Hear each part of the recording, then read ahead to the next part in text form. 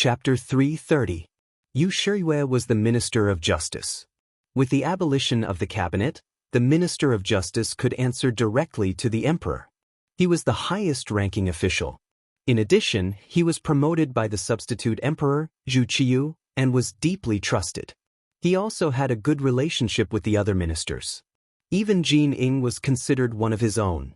With such an environment, such popularity, and such a network of connections, it was no wonder that Yu Shiyue still dared to question the embroidered uniform guards loudly with an expression of condemnation. However, Yu Shiyue was too agitated. He didn't think about it. Without orders from above, how could the brocade guard dare to make a move on an important official like him? Since they were here, they must have been on the emperor's orders. Ji Guang looked at Yu Shiyue, who was jumping up and down, as if he was looking at a clown. He shook his head disdainfully. Lord Yu, this official only knows that I'm here to investigate under orders. Please cooperate. As for whether you want to lodge a complaint or not, it's up to you. Search. As his voice fell, he waved his hand, and several embroidered uniform guards behind him rushed into the study like wolves and tigers. Then, according to the information they had received, they quickly found the secret door. The mechanism moved, and a secret compartment appeared. A few well-preserved letters were displayed in front of everyone. These letters were evidence of Yu Shiyue's private contact with Zhu Qizhen of Ing sect. Logically speaking, they should be destroyed. However, Yu Shiyue wanted to keep a copy. If there was a day when he had no way out and went to the south, at least it would be a testimony that he had been considered a member of Ing sect for a long time. This evidence could have given him another life of glory and wealth. At this moment, it had become the driving force for him to go to hell. Therefore, when he saw these letters appear and was about to be taken by the brocade guard, he went crazy. He rushed forward like a madman, wanting to snatch them back and destroy them. Ji Guang, who had long been prepared for this move, simply grabbed his shoulder with his large hand and said in a joking tone, "Lord Yu? What are you trying to do? Could it be that you really have something to hide?" Yu Shiyue knew that it was impossible for him to take it by force when he felt the large hand holding him down like an iron clamp. Immediately, he changed into another face and said to Ji Guang, "Lord Ji, I'll return it to you. I'll give you whatever you want. I can give you all of my property. It's priceless. How about it?" At this moment, Yu Shiyue seemed to want to bribe Ji Guang. From the looks of it, this was the only way to go. Otherwise, once these letters were sent to Daizong, it was easy to imagine what would happen to them. Who wouldn't be tempted by such priceless wealth? If it was a private investigation, there might be some unforeseen circumstances. But this time, there were so many embroidered uniform guards, and they were acting under the emperor's orders. How could Ji Guang dare to make any mistakes? Looking at Yu Shiyue, who was begging for mercy, he shook his head coldly. "Lord Yu, if you knew this would happen, you wouldn't have done it in the first place. Hey, someone come. Take Lord Yu away and keep an eye on him. Don't let him commit suicide." A few tall and sturdy embroidered uniform guards walked over and wrapped Yu Shiyue up. Immediately, the entire Yu residence fell into a state of chaos. The movements in the Yu residence naturally couldn't be hidden from the other officials. In line with the idea that the fox grieves for the rabbit's death, and in line with the principle that without the lips, the teeth would feel cold, Governor Shi Heng, Minister of War Yi Ming, Minister of Revenue Jin Lian, Minister of Works Shi Pu, and the other officials hurried to the palace. Although they didn't know what exactly happened, they more or less guessed that it had something to do with the Duke of Loyalty. They couldn't understand why the emperor would help others deal with them. Thus, they all thought about what to say when they saw the emperor and how to dissuade him from doing something that would hurt those close to him and make his enemies happy. The group of officials quickly arrived outside the throne room, but they weren't immediately received by the emperor. Instead, when they stood outside the room, they could hear the angry roars coming from inside the room. At this moment, the expressions of the officials who came to plead for leniency were very unsightly. All of them exchanged glances. They all thought that the situation was serious. It seemed that the emperor was truly angry and the situation was difficult to turn around. After about an hour, the movements in the hall grew quieter and quieter. Not long after, the chief eunuch, Jin Ing, walked out. When her gaze fell on the officials, she sighed softly and said, "Everyone, please come in. The emperor wants to see you." Just from Jin Ying's expression, it could be seen that the situation wasn't good. However, now was not the time to ask about things. The officials immediately entered the throne room and saw Zhu Qiyu, who still had a furious expression on his face, glaring angrily at them from his dragon throne.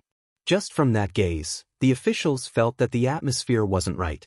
Even so, they still forced themselves to kneel on the ground and loudly shouted, "Long live the emperor." In the past, after greeting each other, Zhu Qiyu would say, "Rise," and everyone would rise. However, this time, he didn't say anything. The officials could only kneel there, unable to rise. Time seemed to stop here. There was no sound in the hall. Under this kind of atmosphere, the officials kneeling on the ground didn't dare to raise their heads to look. It was as if they were afraid of angering the emperor. It was so quiet that one could hear a pin drop. Then, there was the sound of rushing wind. Following that, letters were thrown through the air and landed at the feet of the kneeling officials. Take a look. These are the so-called loyal officials. They received my trust and were entrusted with important tasks. Now they turn around and do such a rebellious thing. They are truly unworthy of being an official, unworthy of being an official. Do you still want to plead for mercy on his behalf? Could it be that you are the same as him and have done such a rebellious thing? The letters flew everywhere. Soon, the officials reached out to pick them up. After glancing at them, they felt their scalps go numb. This was a letter that Emperor Ingzong had personally written to Yu Shiyue. The officials could be considered old officials under Zhu Qizhen. Naturally, they wouldn't mistake the emperor's calligraphy. Knowing what this was, they also understood why Zhu Qiyu was so angry. They also understood that this time, Yu Shiyue really couldn't be saved. As an official, wanting to serve two masters was originally intolerable. Not to mention that his weakness had fallen into the hands of others. If he didn't die, who would die? The result was clear at a glance. No one was willing to say anything for Yu Shiyue. On the contrary, everyone was thinking about how to make Zhu Qiyu believe them. They didn't want to be affected by this matter. Naturally, among the kneeling officials, there were also some who were like Yu Shiyue. They had secretly sent messages to Zhu Qizhen. In the end, it was just to be safer. But those who did so were now covered in cold sweat. There were even some who learned from Yu Shiyue and privately sent messages. They were already thinking that the first thing they would do when they returned home was to burn the letters. They didn't want to leave any evidence. None of the officials dared to say anything. One by one, they kowtowed to the ground and shouted that they were guilty. It was as if they wanted to repent and repent. Zhu Qiyu, who was sitting on the dragon throne, looked at this scene very seriously. He was very clear in his heart. He was afraid that even among these kneeling officials, there would still be some who were half-hearted. However, he couldn't kill them all. He had to give the imperial order, but in the end he still needed to rely on them to do the actual work. If he killed whoever he suspected, wouldn't that mean he would become a commander without an army? However, since there were signs of something happening, he was unwilling to let it go so easily. This was the reason why he was doing this, to intimidate the enemy. Although Yu Shiyue's betrayal made him burn with anger, it wasn't to this extent. After all, he was only a minister of justice. After killing him, there would be more suitable people to step forward. But he still pretended to be so angry in front of all the officials. It was to tell everyone that if anyone dared to do this in the future, the consequences would be severe. Seeing that everyone was saying that he was guilty, Zhu Qiyu felt the strength of imperial power. He felt that at this moment, his aura of a monarch could finally shake the world. Not only did you have to be ruthless and arbitrary in governing a country, but you also had to be humble. Blindly suppressing people for a long time would only lead to more backlash. This wasn't what a wise person would do. In the next breath, Emperor Daizong changed his face and said, "Officials, you may rise. I know that you are all loyal officials, completely different from Yu Shiyue. In the future, the great Ming dynasty will need to rely on us to govern together. Give a carrot after a stick. This set of extremely ancient governance methods was universal at any time. Just like now, after hearing Zhu Qiu's words, all the officials in the throne room shed tears of gratitude. They kept praising the emperor's wisdom, saying that Dai Zong was the #1 emperor in all of history, and so on. After a wave of praise, it was time to do the actual thing. Many people criticized Yu Shiyue on the spot. There were even people who directly said that such an impure official should be beheaded in public as a warning. Of course, Yu Shiyue had to be killed. Not only that, they had to make a big scene as a warning to those officials who also had second thoughts. Zhu Qiu had a clear understanding of this point. Of course, he approved the officials' requests. He also said that the Ministry of Justice, the Supreme Court, and the embroidered uniform guard would jointly investigate and announce his evil deeds to the world as a warning to everyone.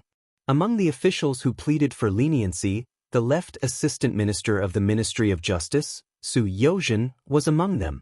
He was probably the one who benefited the most out of these people. He took this opportunity to finally take a step forward and take over the Ministry of Justice's position. Even though he hadn't been promoted to the position of Minister of Justice yet, from the looks of it, it wouldn't be long before that day came. At this moment, while he was excited, he also felt a sense of fear towards the Duke of Loyalty, Yang Chendong. He was able to get to where he was today because of his hard work, but more of it was because of Yang Chendong's plan. Now that he was finally going to obtain power, Su Yozhen's first thought was to be obedient. Otherwise, who knew if today's Yu Shiyue would be him tomorrow? Chapter 331. Zhu Qiu was very satisfied with the performance of the officials and left happily. Leaving behind the 3 officials, the group of 5 discussed as they left the hall. Su Yozhen's side was even livelier.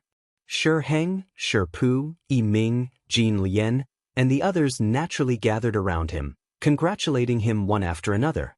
Su Yozhen accepted them one by one. He didn't mind building a good relationship with these people, and he believed that Yang Chendong would also be happy to see this. It was as if he had entered the tiger's den. Yu Shiyue's matter seemed to have been settled. With that handwritten letter as evidence, no one would be able to reverse the situation. Since they couldn't shake him, everyone chose to draw a clear line between them and hit him while he was down. In a short period of time, more and more of Yu Shiyue's crimes were revealed to the public. Even the family members of the guilty official, Li Wenxiao, were dug up, and evidence of Yu Shiyue's crimes were brought out. But relatively speaking, this was just a stone in the well. After his private contact with Zhu Qizhen was exposed, his fate was already sealed.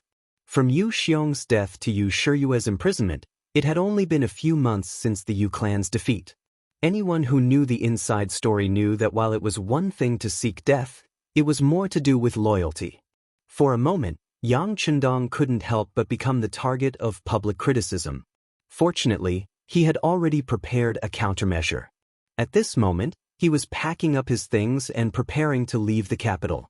Yu Shiyue's case was in its final stages. With the tacit approval of Dai Zong and Zhu Qiu, the consequences could already be imagined. Yu Yuanbi was also released by Yang Chendong. The pitiful young master thought that he could be saved, but he didn't expect that as soon as he arrived at the Yongding Gate, he would be captured by the constables of the Ministry of Justice who used to smile at him. These constables, who used to look up to Yu Yuanbi when they saw him, suddenly changed their expressions, as if they were fiends who had walked out from the depths of hell. With such a huge matter and the collapse of a minister, Yang Chendong knew that he had to leave the capital. Otherwise, if he continued to stay here, who knew how many people would be concerned about him? Although he had Lung Feng by his side and his safety wouldn't be a problem for the time being, it was hard to predict what would happen if a string was stretched too taut. He would never do something as stupid as putting himself in the center of a whirlpool. When the matter was done, he left with a flick of his sleeve, concealing his achievements and fame. This was what a wise man should do. Fortunately, the acting ancestor emperor already knew about his departure, and judging from his attitude, he was very much in favor of it. No matter what, Yang Chendong's existence was a kind of pressure. Although he couldn't see it, he could feel it. If this person could leave for a while, not only would the influence of Yueyue's incident fade, but it would also allow the emperor to do more things without any distractions. With the emperor's tacit approval, the news that Yang Chendong would be leaving for a period of time was made public in the Yang family manner. First, it was the Yang Family Academy, where the first batch of students was about to graduate. Originally, there were a total of 101 students, including Junko, but only 48 of them were able to persist until the end. There was no lack of outstanding students who were eliminated at the very end. Although less than half of them had graduated, Yang Chendong was still extremely satisfied. He was extremely concerned about their placement, even going so far as to speak with each of the 48 students to understand their thoughts and make the most appropriate arrangements. For example, Feng Ku, who had once been a destitute scholar, was extremely intelligent and quick-witted. He was often very interested in the topics Yang Chendong taught in his classes, especially physics and chemistry, and the things that people regarded as craftsmen. He was able to deduce many things from one example. In the Great Ming Dynasty, scholar officials and the emperor ruled the world together, and Confucianism was the most sacred. Only scholars who spoke of the etiquette of sages were regarded as above men. In comparison, even generals who were skilled in war were inferior. And this was even less true of craftsmen. With this sort of hobby, one was destined to have no better future. Because of this, Feng Ku had been distressed more than once. Now that Yang Chendong was here, everything was different. When Yang Chendong asked Feng Ku to come to the study for a private talk, Feng Ku told him that there was a place where craftsmen enjoyed a high status and had a good environment, as well as many unimaginable experimental instruments. Before Yang Chendong could say anything, Feng Ku expressed his willingness to go. He even said that as long as he could realize what he had learned and imagined, he was willing to go no matter how desolate that place was. In this way, Feng Ku was arranged to go to Chichen City, where he would first be assigned to work in the arsenal. As for his future development, it would depend on his personal ability. Chang Qian Hao, the son of the Chang family from Jiangnan. He was very proficient in business. After many days of learning, Yang Chendong used his personal charm to infect this person, making him one of his staunch followers. This time, he would follow Yang Chendong to the south. If there was a chance, he would naturally expand the Yang family's business. Although Tai Qingyi and Jiang Ping were women, their martial arts foundation was very good. After half a year of learning, they performed well in all aspects, and were left to be the bodyguards of the madams. In the study, Yang Chendong took out two seemingly very small Browning women's pistols. Both Tai Qingyi and Jiang Ping had dabbled in pistols before.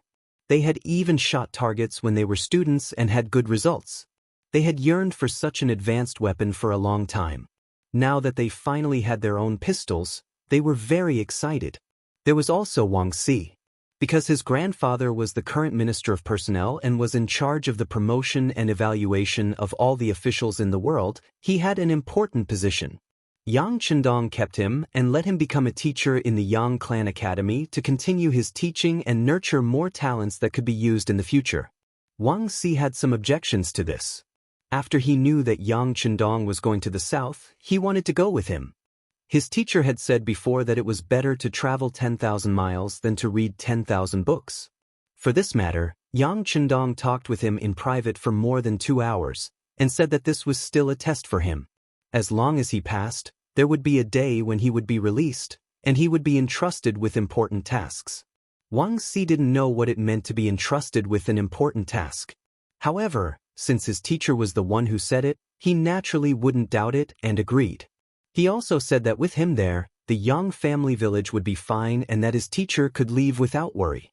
The group of students were arranged according to their strengths and characteristics. After the matter of the academy was settled, Yang Fu, who was in charge of the Yang family's business, was also called to the Yang family village. Yang Fu was Yang Chendong's cousin. The two of them had worked together many times in Jiangnan. The reason why Yang Chendong could be where he was today was because of the various resources provided by Yang Fu. Of course, in return, Yang Fu was now in charge of the Heavens Beyond Trading Company, the Yang family's bank, and the trade with the Northern Wall. He had great authority, and the benefits he received were also very generous. After receiving benefits, Yang Fu respected Yang Chendong even more.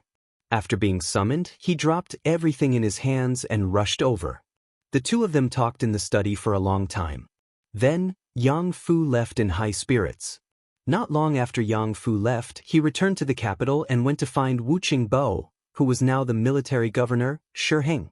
He said that he was willing to pay a sum of money to ask the other party to send an army to protect the business. In particular, the trade with the Walla was the most important. According to Yang Chendong's intentions, once he left, Lung Feng wouldn't be able to participate too much in protecting the caravan with Walla. Due to the lack of military strength, the original company of protection troops had to be reduced to a squad. The reduction of military strength required other people to take over. Thus, he locked his gaze on Shiheng. Yang Chendong also firmly believed that the other party would be more than happy to receive such benefits that fell from the sky. It was just as he had expected. Yang Fu took the initiative to look for him. When Shiheng knew of his intentions, he was naturally excited. In order to express his modesty, he said that he would consider it carefully. However, after Yang Fu left for an afternoon, at night, he arranged for his trusted family member, his cousin, Shi Tong, to look for Yang Fu. In the following days, this person would be responsible for the safety of the trade caravan. He would bring 1,000 men with him. Protecting the trade caravan would not only allow him to obtain a generous amount of mercenaries, but more importantly, he could also bring in his own private goods to trade. The profits from this could be 10 times or even dozens of times more. Once this was done, Shiheng would have more and more money at his disposal, and his influence would also grow. The matters outside were arranged one by one. To Yang Chendong, dealing with such matters was very simple. As long as his thinking was correct, it would not be difficult to do it. However, the following arrangements for the madams gave him the biggest headache. According to what Jining had said before, he could not take all of the madams with him. Taking 2 and leaving 2 behind meant that his home was still here. It could also be said that he was leaving behind hostages. First Madame Hu Yen and third Madame Shui, who were called along, were naturally happy and delighted. Second Madame Qiao Yin and fourth Madame Lady Xiang, who were not called, were naturally not in a good mood. This was especially true for Qiao Yin. She had been Yang Chendong's personal maid before and had never left the young master's side since she was young. Even during the trip to Crimson City, she had followed him all the way. Now that they were suddenly separated, it was easy to imagine how reluctant she was to part with him. For this reason, Yang Chendong accompanied Qiao Yin alone for the entire night. Under the dual attack of actions and words, Qiao Yin was finally persuaded. Not to mention actions, Qiao Yin practically spent the rest of the night begging for mercy. In terms of words, he said, "People will eventually grow up.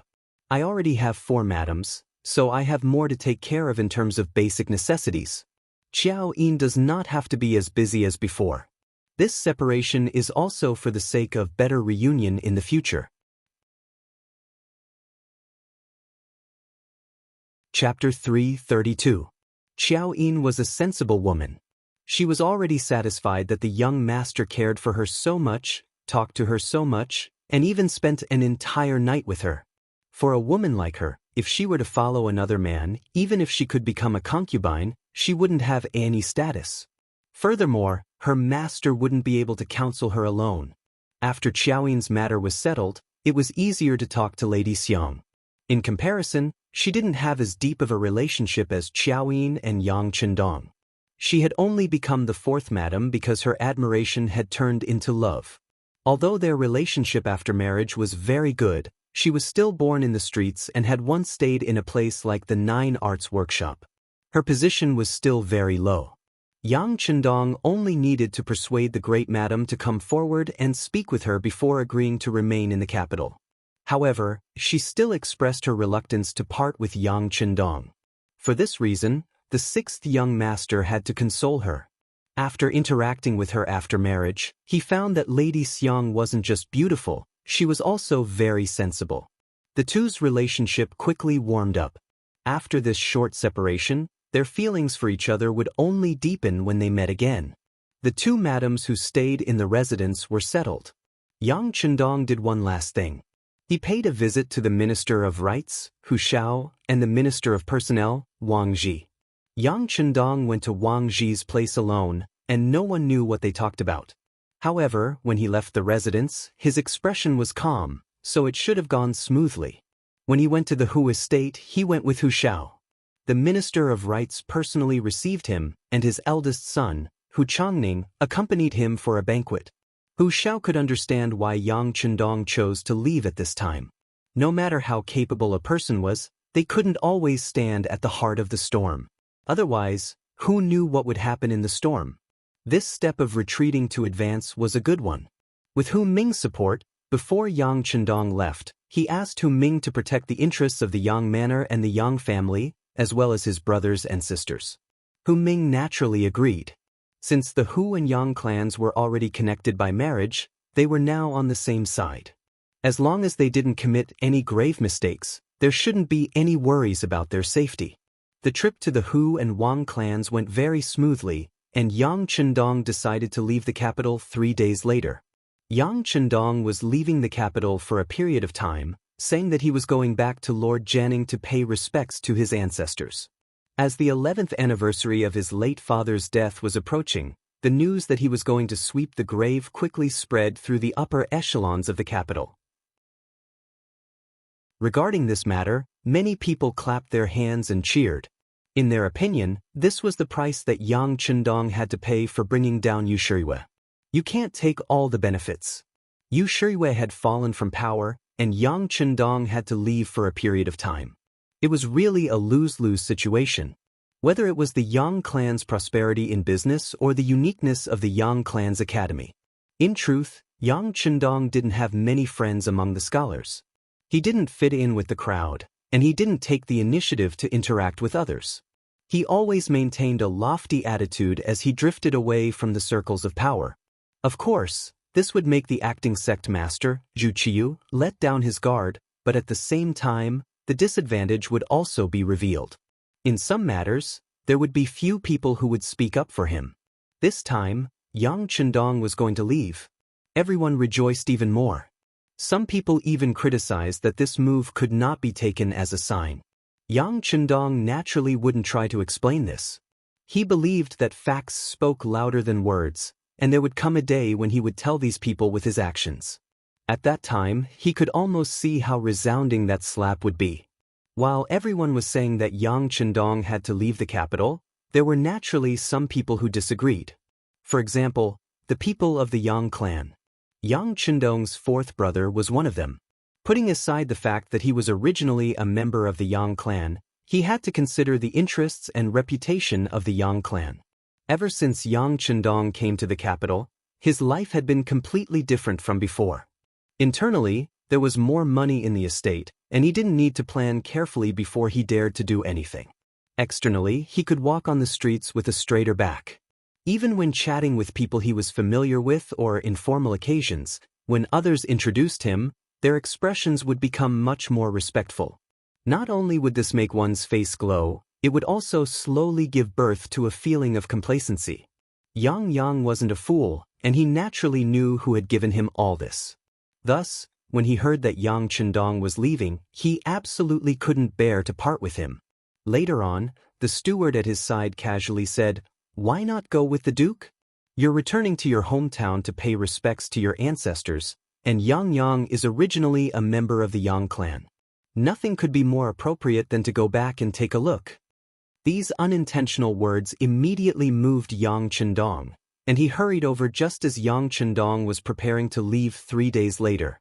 Yang Hodong truly hadn't expected that his fourth brother would want to go with him to the south. This time, he was using the excuse of returning to his hometown to pay respects to his ancestors, but as for what he was really going to do, only he knew best. His fourth brother's sudden appearance was indeed somewhat out of his expectations. But it was only a little unexpected. This clearly wasn't much compared to the major things Yang Chendong planned to do in the future. Thinking about it, since fourth brother had such thoughts, it would be a good idea to bring him back with him. This way, there would be a proper person in charge during the ancestral worship ceremony, and he would be able to worry less and use less of his brain power. Yang Chendong agreed. After all, he couldn't find any reason to refuse. But because of this, Yang Yang was overjoyed. He hurriedly left the Yang clan manor, and he also needed to return to his residence to pack up. Of course, compared to Yang Chendong, who had a lot of things to take care of, he didn't need to worry as much. It was only 3 days, and it really passed in the blink of an eye. 3 days later, Yang Chendong set off. First Madame Hu Yen and third Madame Shui squeezed into the soft sedan chair with him. The others were indeed not as fortunate, and most of them followed on foot. Only the master, Yang Chendong, fourth master, Tiger's Mane, Beta Persei, and the others rode horses. Most of them Lung Fengwot. Among the people riding horses was the Yang clan's old housekeeper, Yang Hai. As an old man who had followed the old master for decades, young Master Yang was no longer young, and his hair was more white than black. This time, he was going to follow Yang Chendong back to the Jian clan's old house, and he would most likely retire there in the future. This time, when he left, tears flowed down his face. They were tears that he couldn't bear to part with his son, Guan Yang of the Yang clan manor. After all, transportation was not developed in ancient times. After this separation, no one knew if they would meet again in their lives. As Yang Chendong's guards, the first captain, Qiu Vi, and the second captain, Dao Shao, naturally had to follow him. Not only that, Wu Sheng led a company of Lung Feng to protect him on the way. Yang San secretly led the main staff of the security bureau, as well as the members of the Wolf Fang and Ghost Shadow Sniper team to follow him closely. With them, unless the great Ming dynasty sent an army to suppress the border and could charge fearlessly, it was unlikely that they could threaten Yang Chendong. Yang Chendong finally left the capital. On this day, in many corners of the capital, and in many important places, there were sighs of relief. They didn't feel it before, but now that Yang Chendong had left, they seemed to be relieved and could finally breathe a sigh of relief. As for why all this was happening, no one could explain it clearly. While the people in the capital of the great Ming dynasty were greatly relieved, on the other side of the sea, the land of Japan was covered with dark clouds at this moment, and thunder was brewing, as if it was waiting to explode at any time. The General's Mansion, also known as the Great General's Mansion, was the mansion of the famous Japanese General Ashikaga Yoshimasa. In the capital of Japan, Ping in Beijing, on the most prosperous street, which the Japanese called Kyoto, there was a large courtyard that covered 4 square areas. At this time, if one could look down from the sky, he would find that there were people coming and going in this courtyard. There were no less than 500 patrolling warriors, not to mention some slaves who were responsible for serving their masters, and some hidden forces. This was the power of Ashikaga Yoshimasa. It could be seen from the place where he lived. If it had to be described, it could be called a prince's mansion, or even a small imperial palace. Ashikaga Yoshimasa was very flamboyant in his work. In his early years, he had helped the current Empress of Japan, who was known as the Emperor of Hohua Court, ascend to the throne. Based on this kind of luxury was not excessive. Almost like the Great Ming Dynasty, Japan was also in a serious feudal era, and there was a clear hierarchy between people. In comparison, the imperial family was naturally the most powerful force, followed by the civil officials and generals, followed by the merchants, samurai, ninjas, and finally the ordinary soldiers. The lowest level was the slaves, and the number of slaves was not small, accounting for more than 3/5 of the total population of Japan at that time. It could also be said that the development of Japan at that time was based on the contributions of the slaves, and the minority was built up by eating, drinking, and playing. As a minority of the minority, Ashikaga Yoshimasa controlled most of the military power in the country. In many cases, his power could even compete with the imperial family. Some military affairs had reached the point where it was difficult to carry out without his consent. As time went by, more and more people came to him, and his power grew bigger and bigger. This morning, there were still many people at the side door of the general's mansion. Most of them were pretentious. They all said that they were excellent and wanted to be noticed by Bo Lu, because this often meant that they were likely to rise to the sky and officially become a high-ranking person in society. Chapter 333. Every time the side door opened and the steward of the general's residence came out, they would fight to be the first to present their invitations. However, no one knew how many of them would be chosen by the general in the end. It had been more than 2 hours since breakfast, and the side door had yet to open. Many of the people who were waiting were anxious. They did not know what was going to happen to them, and some of them did not even have time for dinner. Just as they were feeling anxious, the main door of the general's residence suddenly opened. This movement instantly attracted everyone's attention. Out of instinct, their footsteps were almost jogging as they moved forward. From their point of view, it was either the general's residence was welcoming an important guest or the general was going out. If it was the latter, this would be the best opportunity for them to recommend themselves. They moved quickly. The samurais who rushed out of the general's residence moved even faster. They were the first to rush out and formed a human net to cut off the connection between the side door and the main door. Then, they stood still like wooden pillars and stared vigilantly at the people who wanted to come to the general's residence. They looked like they were about to tell them to be obedient. If anyone dared to move, the sharp katanas in their hands would not recognize them. The solemn atmosphere with a trace of killing intent finally caused everyone to stop in their tracks. Then, they looked curiously at the main door of the general's residence. They wanted to see what was going on that caused such a huge commotion. While everyone was waiting, there was finally movement at the main door of the general's residence. A sedan slowly came in and a group of people appeared on both sides. No one could clearly see who was coming. What was even more surprising was that the sedan actually went straight through the main door of the general's residence and slowly disappeared from everyone's sight. This sudden scene really stimulated everyone. Then, everyone seemed to have forgotten their purpose of coming here and started to guess who the guest was. A guest who could make the general's residence open the main door to welcome naturally had a high status. Even in the entire Japan, there were not many people who could receive such an honor, not to mention such a mysterious guest. The identity of the guest only made everyone more curious. In the inner courtyard of the general's residence, the palanquin entered as though there was no one around. It only came to a stop in front of General Ashikaga Yoshimasa's reception hall. Then, the curtains of the palanquin opened and a man wearing a dark modern tang suit walked out. His attire did not match the attire of the time. As soon as the man appeared, he first looked around. When he found that this was a very quiet small courtyard, a trace of satisfaction appeared on his face. Right at this moment, a burst of bold laughter came from the hall. A tall man with a mustache laughed and spoke in standard Japanese, "Welcome to Jing Shuangkuan's presence. You must be tired from the journey." "Greetings, great general." Jing Shuang, on behalf of Commander Gao Xiong, pays his respects to the great general.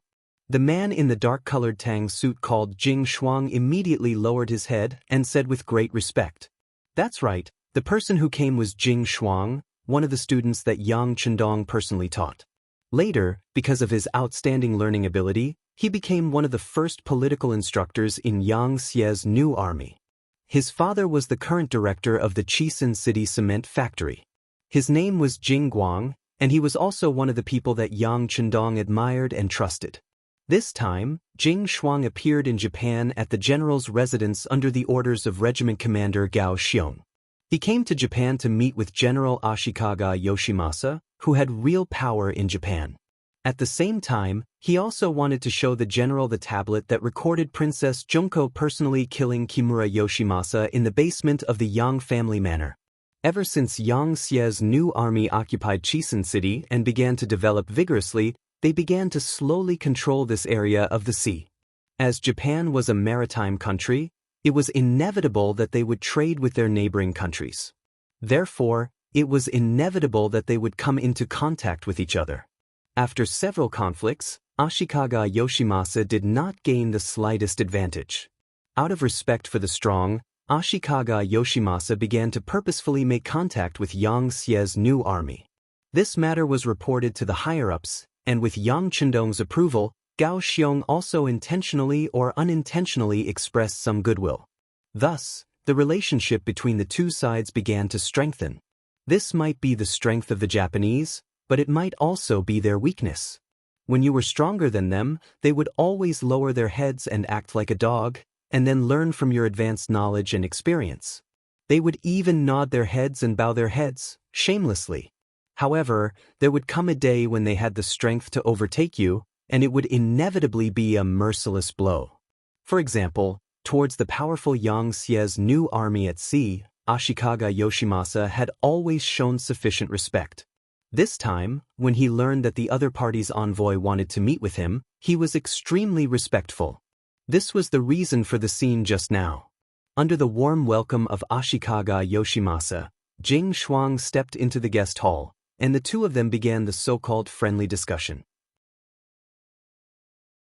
As if he did not want his subordinates to see his weak and submissive side, or perhaps he knew that Jing Shuang's arrival had a special meaning, Ashikaga Yoshimasa quickly cleared everyone in the hall, and then personally poured a glass of sake for Jing Shuang. His originally smiling face became much more serious. Jing Shuang-kun, I wonder what brings you here this time? Is Commander Gao Xiong willing to form an alliance with this general? Forming an alliance at sea had always been Ashikaga Yoshimasa's wish.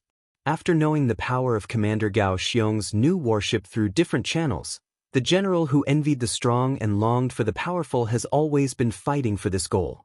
For this reason, he did not hesitate to sell several merchant ships in Japan to the other party, just to gain a favorable impression and a basis for cooperation. This time, Jing Shuang's sudden arrival naturally gave him hope for the future.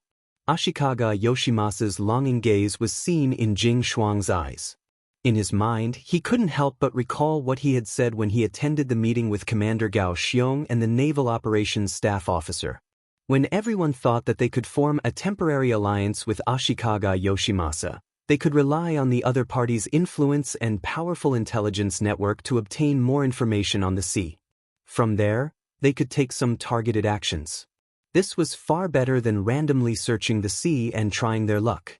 The staff officers all agreed that even if they formed an alliance with Ashikaga Yoshimasa, and even let them view the new warships, they would not be able to steal this advanced knowledge. This was originally a matter of mutual benefit, but for some reason, when this matter was reported to the young master of the capital, it was denied without hesitation. Moreover, no reason was given for this denial, which made Commander Gao Xiong and the staff officers very confused. But no matter what they thought, since this was the decision made by the sixth young master, no one dared to question it, and no one could change it.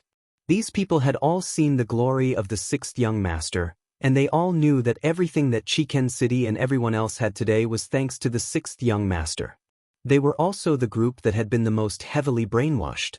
In their words, any decision made by the sixth young master, they would resolutely uphold it. Any decision made by the sixth young master, they would unswervingly follow it. This was the so-called Tu Van Ease. His thoughts returned to reality. Facing Ashikaga Yoshimasa's urgent gaze, Jing Shuang lightly shook his head. Then, without waiting for the other party to say anything disappointed, he changed the topic. Great General, although we cannot form an alliance with you this time, we have come with great sincerity. Sincerity? Ashikaga Yoshimasa was somewhat disappointed that the two sides couldn't form an alliance, but after hearing Jing Shuang's words, he became interested. He didn't know what else could be considered sincerity other than the so-called alliance. Although the trace of disdain in his eyes quickly disappeared, for Jing Shuang, who worked in politics and dealt with people's hearts every day, it was still sharply observed by him. However, he didn't say anything. Instead, he smiled and took out a tablet that was hundreds of years older than the current era from his bag. When the white tablet was taken out, Ashikaga Yoshimasa's expression didn't change. Obviously, before he saw its function, he only treated it as an ornamental object. He didn't know that it had the ability to record people's figures. Of course, he soon knew that Jing Shuang, who had practiced several times, turned on the tablet with familiarity and then carefully inserted the USB flash drive in her arms. All these movements in the eyes of Ashikaga Yoshimasa had long made him stunned. The moment the tablet was turned on, he was actually petrified. When he saw the colorful screen on it, he didn't know what words to use to describe his current mood. He only knew that he was scared, and even a little scared. When the USB flash drive was plugged in, it began to play the scene of Kimura Yoshida and Ikegami being tied up. This great general, who had experienced many wars and been on the battlefield, couldn't help but exclaim in shock, "How did you put Kimura Yoshida and Ikegami in this thing?" "That's right, Ikegami, Ikegami, Ikegami." Jing Shuang didn't want to explain such a layman's words, but he did forget that when he first came into contact with these things, he had the same reaction. "Great General, don't be impatient, just keep watching." Reminded by Jing Shuang, Ashikaga Yoshimasa's eyes fell back on the tablet screen, and then he saw Junko holding a dagger. At this moment, he still couldn't help but shout, "Your Highness Junko." It was just that after this shout, Ashikaga Yoshimasa quickly shut his mouth without being reminded, as if he was afraid that he would miss something because of shouting. Chapter 334. On the screen, Junko appeared, and then killed Kimura Yoshida and Ikegami, who were powerless to resist, and then quietly left.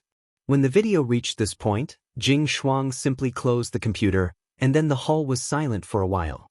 The sudden scene gave Ashikaga Yoshimasa an unreal illusion. He had never experienced such an experience, so when he looked at Jing Shuang, he couldn't help but make a request. "Can you show me again?" "Okay, but please don't talk anymore. Watch carefully. Remember, you only have one chance.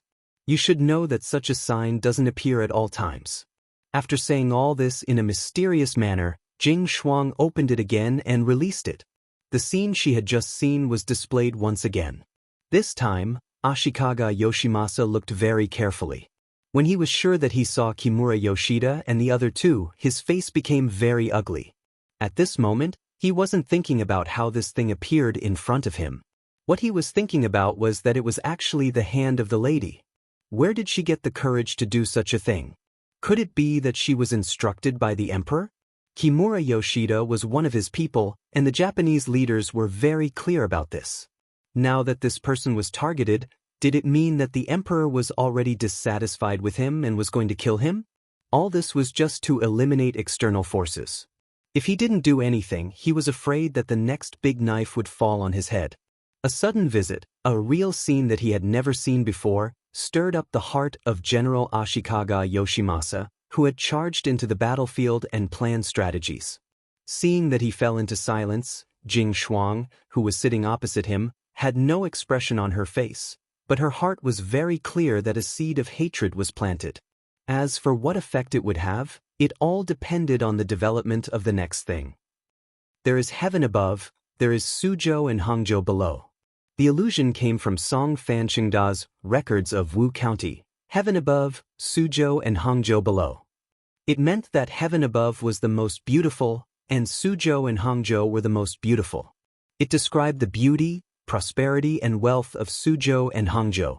The beautiful scenery of Hangzhou was unparalleled in the world, and the scenery of the West Lake was the best in the world.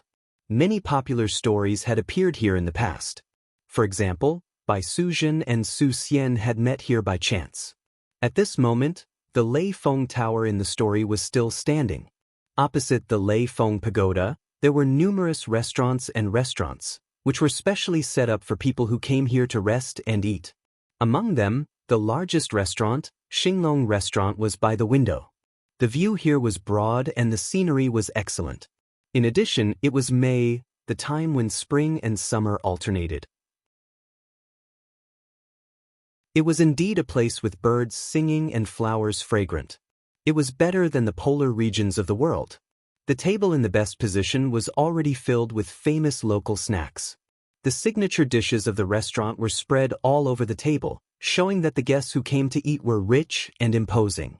A pot of old wine that had been warmed was still sitting on the table. Occasionally, a spring breeze would blow past, and the fragrance of the wine would be blown out. When one smelled it, it was really mellow and rich, making one intoxicated. "Sixth brother, this place is really good. The climate is pleasant. I don't want to go back." Next to the table, a rather elegant middle-aged man tasted the delicious food on the table and couldn't help but say. Then he kept greeting the other two women at the table. "Come on, sisters-in-law, don't just look at the beautiful scenery.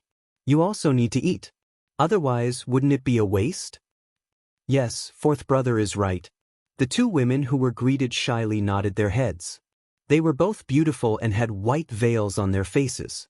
However, the youngest man at the table first moved the corners of his mouth slightly, and then he said with a smile, Yen, Shui, since you are here to have fun, you don't need to wear a veil. It's hard to see things. Take it away. I'll listen to sixth brother.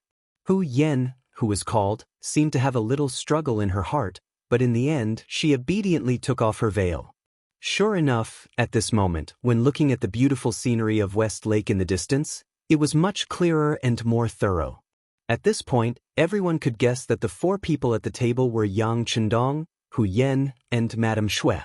After leaving the capital, they went all the way south. They passed by Tianjin, Suzhou, and bought some good and famous silk and satin. Then they went to Songjiang Prefecture and arrived in Hangzhou. As soon as they entered this place, Hu Yen and Madame Shui were very excited. They had heard about White Snake from Yang Chendong, so they were naturally curious about this place. Now that they had the opportunity to see this scene, how could they not be immersed in it? At the same time, they also wanted to see if they could really see the deified love story between White Snake and Su Xian here. In later generations, there was a song that said, "The stories in fairy tales are all lies." At this moment, it was indeed true. From a distance, there were many people who came here to play. However, by Jinxing in white, the maid Xiaoqing in green, and Su Xian in scholar's robes were nowhere to be seen. There wasn't even a single person who looked like them. Hu Yen, who was full of hope, was disappointed because she couldn't find any of them. Madame Shui, who was standing beside them, said something. She probably said that her husband was good at teasing people. Anyway, the two girls kept laughing. It was very indecent for a woman to laugh in a diplomatic setting, especially a married woman. Although Yang felt a little uncomfortable, he still endured it in the end. His sixth brother wasn't as simple as a younger brother. He could see everything clearly, so he must have a clear idea of what to do with women. Maybe there was a deeper meaning to this matter? However, Yang Chendong's thinking was simply based on the ideas of the later generations. Equality between men and women was not necessarily fair, but at least it was not strange for women to laugh in public. Since they came out to play, they just wanted to have fun. As long as they were happy, it was fine. As for whether such behavior would attract other people's attention, he didn't care very much. Few people here knew him, and it wouldn't be long before he left here.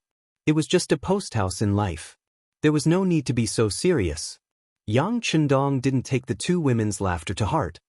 He looked deeply and quietly at the West Lake in front of him. In his previous life, Yang Dong had been very busy. He trained, completed tasks, trained again, and completed tasks again. It wasn't until he was old and his physical fitness and stamina had declined that he went to the headquarters. As a result, his beautiful life and youth were wasted. It was good to be young again at this moment.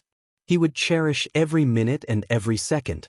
9 out of 10 things in life did not go according to one's wishes. Yang Chendong wanted to properly feel this tranquil atmosphere. However, there was a burst of extremely noisy noise coming from downstairs. Although it was separated by the floor and could not be completely transmitted, it was obvious that there was some agitation. Dang dang dang, the sound of footsteps quickly began to be heard. Then a middle-aged man in brocade clothes came up with a face full of anxiety. After Tiger's Mane and Beta Persei, who were guarding the entrance of the building, confirmed that there was no murderous intent on the other party, they invisibly let the man go, allowing him to smoothly come to Yang Chendong's table. "Oh, honored guest, I'm really sorry. Your table was originally reserved. Now that the owner is here, I want to see if you..." The middle-aged man's surname was Sunday. He was the owner of Xinglong Restaurant. Just now, he was the one who received Yang Chendong and his group. He also said that the condition of the private room upstairs facing the street was the best and so on. But how did the private room get booked in the blink of an eye? This matter was rather intriguing and thought-provoking. As one of the capital's hedonistic sons, Yang had experienced this kind of thing more than once or twice. It must be said that businessmen were all profit-seeking. Sometimes, they were especially serious in this aspect. They could tell several different stories and different versions with just a few words. Of course, sometimes they might be coerced. After all, the status of businessmen in the Great Ming Dynasty was not high. They once had no social status. Just like now, Boss Sun was urging him to say such words. Perhaps he wanted to make more money, or perhaps he was being pressured by something. But no matter what, this was a bit like bullying. Yang, who was clear about this, would not give in to the other party. He immediately stood up from the table and said with a serious face, "What's the matter? What do you mean it's already reserved? That's not what you said just now." No matter what, he was still a descendant of the Yang family. He had been influenced by what he saw and heard since he was a child. He also had the experience of being an official, so he had a kind of aura. As soon as these words came out of his mouth, Boss Sun felt a burst of pressure. But after all, as the owner of such a big restaurant, it was impossible to say that he did not have the ability to suppress his aura. Although he also knew that what he did today was a bit too much and wrong. But the situation was stronger than the person. When he thought of the master downstairs who insisted on this private room, he felt a headache coming. At this moment, he had to lower his head and explain. "I made a mistake. I forgot that this place was originally reserved. So, today's meal is my treat. I'm sorry." "Treat us? Do you think you're worthy?" Yang said without hesitation. Originally, he thought that there was something fishy about this matter. Now that the other party said that the bill was free, he felt more confident in his heart. "Okay, Boss Sunday. Since you're in a difficult position, we won't argue with you. It just so happens that we're almost done eating, so we'll leave now." Yang Chendong finally spoke. Coming out to play was a mood. Now that the mood was ruined, even the best seats and scenery had lost their meaning at this moment. Since that was the case, it was better to leave and return to the inn.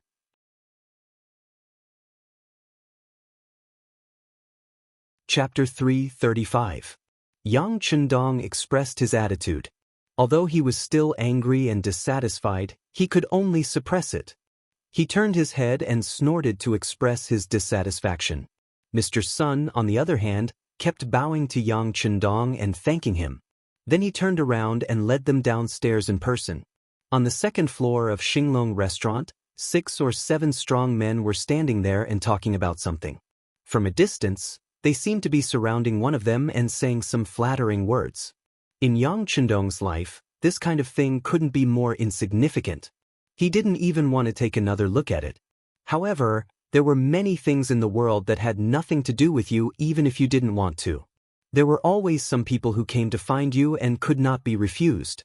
Just like now, Yang Chendong and Mrs. Xue had walked past the corner of the second floor and went straight down to the first floor under the guidance of Mr. Sunday. Behind them, Hu Yen and Mrs. Xue followed. However, they seemed to be saying that their husband was lying. There was no such thing as White Lady and Su Xian here. When they talked about this, they couldn't help but chuckle. Just then, a gust of wind blew over and blew on Hu Yan's white veil. At a certain moment, the national beauty under the white veil was exposed. It happened to be seen clearly by a man in the crowd. It was not completely clear. He only knew that the woman was very beautiful and had very good skin. But this was enough. For many men, the more vague some things were, the more they could arouse their curiosity. If they could see through it at a glance, it would lose its original meaning. It was this glimpse that caused the man's heart to skip a beat. Then, his body actually reacted in a primitive way. Perhaps he was used to such things, so he instinctively took a few hurried steps, passed through the crowd, and went straight to where Hu Yen and Mrs. Xue were. His reaction was not slow. Beta Persei, who was responsible for guarding Hu Yen and Mrs. Xue, instinctively reacted faster. When he felt a gust of wind, he had already stepped between the man who was about to do something. Scram! Suddenly, a tower-like man appeared in front of him. His figure was also very tall and sturdy, and he said this in an unfriendly manner. Then he threw a punch over. Wind whistled as the punch was unleashed. Just by listening to the sound, one could determine the power of this punch. Boom!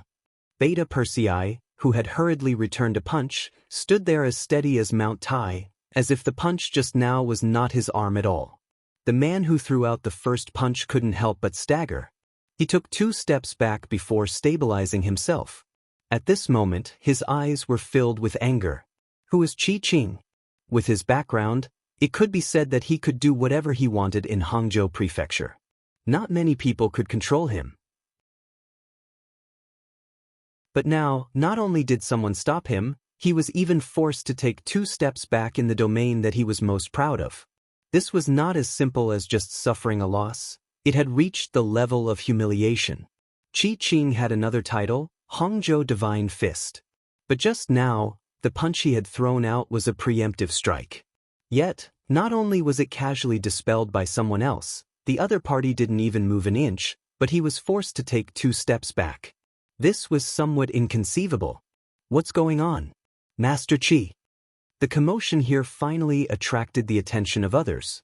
When they saw Qi Qing's face alternating between white and red, the 7 men who were originally surrounding him and flattering him all gathered together. Then, they glared angrily at Beta Persei, who was standing there motionless. If anger could kill, Beta Persei would have died countless times by now. Yang Chendong, who was walking in front, also heard the commotion behind him. Although he did not have eyes in the back of his head and did not see what had just happened, he believed in Beta Persei. If the other party had not provoked him first, Beta Persei would never have made a move. While Yang Chendong was still thinking about what had happened, his 4th brother, Yang, had already strode over, shouting as he walked over, "What's going on? Who ate the bear's heart and leopard's gall? Looking for trouble, huh?" This was the way of the foppish. No matter what happened, it was always necessary to gain the upper hand by a show of strength. Perhaps if they were lucky, they could directly intimidate the other party into not daring to speak again. Then, it would be much easier to solve the problem. Of course, people who dared to speak like this more or less had to have some background. Otherwise, there would always be a moment when they would be exposed and unable to continue pretending. Of course, Yang was considered to have some background. Putting everything else aside, just by mentioning his 6th brother's name, he could do whatever he wanted in the capital. There were not many people who were blind enough to offend him. But the capital was the capital after all, and this was Hangzhou. None of them knew Yang. Seeing that someone had suddenly walked over while shouting and charging straight at them, Qi Qing, who had suffered at the hands of Beta Persei, had a flash of anger on his face. Then, he suddenly gave up on the confrontation with Beta Persei and changed his target to Yang, charging straight at him. Perhaps as a martial artist, he could tell that Yang was only good at talking, so he wanted to pick on the weaker one to show his strength. But what he did not know was that this time, he had picked the wrong opponent. Although Yang Chendong was not good at martial arts and only relied on brute force to fight, how could he let his 4th brother be at a disadvantage when Yang Chendong was here? Just as Qi Qing suddenly rushed over, another figure had already rushed out first. Then with a bang, after a loud sound, a human figure continuously retreated until his body hit 2 tables in succession. Only then did he stop. Although his figure had stopped, he was still in an extremely sorry state. His originally clean clothes were stained with vegetable soup and oil, and he looked like a drowned rat. Standing opposite him was a young man who was not tall but had a very sturdy body. His eyes were cold, and at this moment he was squatting in a firm horse stance. His eyes were full of provocation. After being pushed back twice in a row, Qi Qing only felt a sense of suffocation in his chest. Usually, when he fought with people in Hangzhou, how many of them could withstand a few moves from him? Because of this, he gained the reputation of the Hangzhou Godly Fist. For this reason, he even founded a martial arts center called the Boxing Hall. Many people in the martial arts world would respectfully clasp their fists and greet him when they saw him, sect leader Qi. That was a very honorable thing to do. But today, he had actually suffered 2 losses in a row in front of a group of people. He had lost to 2 different people, and both times he had gained the upper hand by striking first. How could this not make him angry? He felt that all the moves he had learned in the past seemed to have become useless. Qi Qing, who had lost a lot of face, could not swallow this bitter fruit. He glanced at his friends who came with him, and evil grew from his guts. He pointed at Beta Persei and the others and shouted, Everyone, let's go together and cripple them. If anything happens, I, Qi-Qing, will be responsible. The 7 people around him were all here for Qi-Qing. They more or less had something to ask of this person in the future. Now that their benefactor had spoken, there was no reason to not listen. They thought that this was Hangzhou, and everyone was more or less people of status. They were just a group of brave foreigners, so what was there to be afraid of? With this thought in mind, the 7 of them first exchanged glances across the air, then shouted and rushed toward Beta Persei and the others. And from the looks of it, 3 or 4 of them had learned martial arts. At least when they fought, their postures were very good. Qiu Vi, go easy on them. Don't kill them. Yang Chendong had already seen the situation clearly. Although he did not know the reason, these people had come to find fault with them again and again. Since that was the case, there was no need to be polite. He just needed to teach them a lesson. Qiu Vi, who had defeated Qi-Qing earlier and whose eyes were filled with murderous intent, heard Yang Chendong's order. He immediately nodded and then waved his hand. 7 people from the first guard team walked out to meet the 7 opponents who were shouting and rushing toward them. They were not equal in strength to begin with. When they fought, the situation was naturally one-sided. Among the 7 people, even the so-called martial arts master who had learned 2 styles could only block 1 move from the members of the Cold Front team. Then he was beaten up passively. The shouts of being beaten quickly spread throughout the 2nd floor of the restaurant. What happened here had already frightened the other diners. Those who were timid had already run out, leaving behind those who were bold. When they saw Qi-Qing being beaten up, they all ran away. This might be the influence of evil people. Because Qi-Qing was an evil person, who knew if he would find trouble with those who saw him suffer after he recovered from his shock. All the unrelated people had run away, leaving only Boss Son of Xinglong Restaurant. He was also helpless. The monk could run away, but the temple could not. It was probably describing people like him. Aya, stop fighting. It's all a misunderstanding. It's all a misunderstanding. Sect Master Qi is a person of status. You guys stop. Boss Son tried to stop the fight, but he was afraid that he would be hurt. He pretended to go forward and shouted loudly, as if he wanted to use these words to scare the foreigners who came to his restaurant for the first time. In fact, there was no need for Boss Son to shout. The members of the Cold Front team had already stopped. This kind of blindly beating people up did not feel good. It was like an adult facing a 3-year-old child. No matter how they beat, they would lose interest. Let's go. Yang Chendong could also see that this was not a fair fight. He shook his head disinterestedly. With Yang Chendong's words, the members of the Cold Front team naturally returned to their team. However, when they left the restaurant, everyone was clearly more vigilant. In the dark, the people from the security bureau had already seen everything. Then they began to carry out their activities.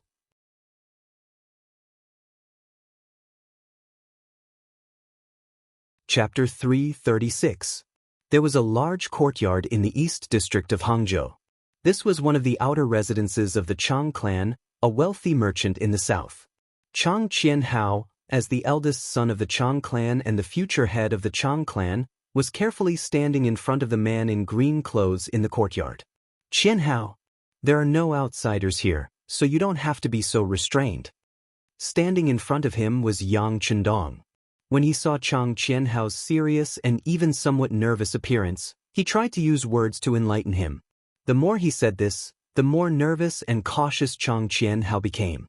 Master, the ancients said that a teacher for a day is a father for life. You have done a great favor for Chang Qianhao and the Chang clan.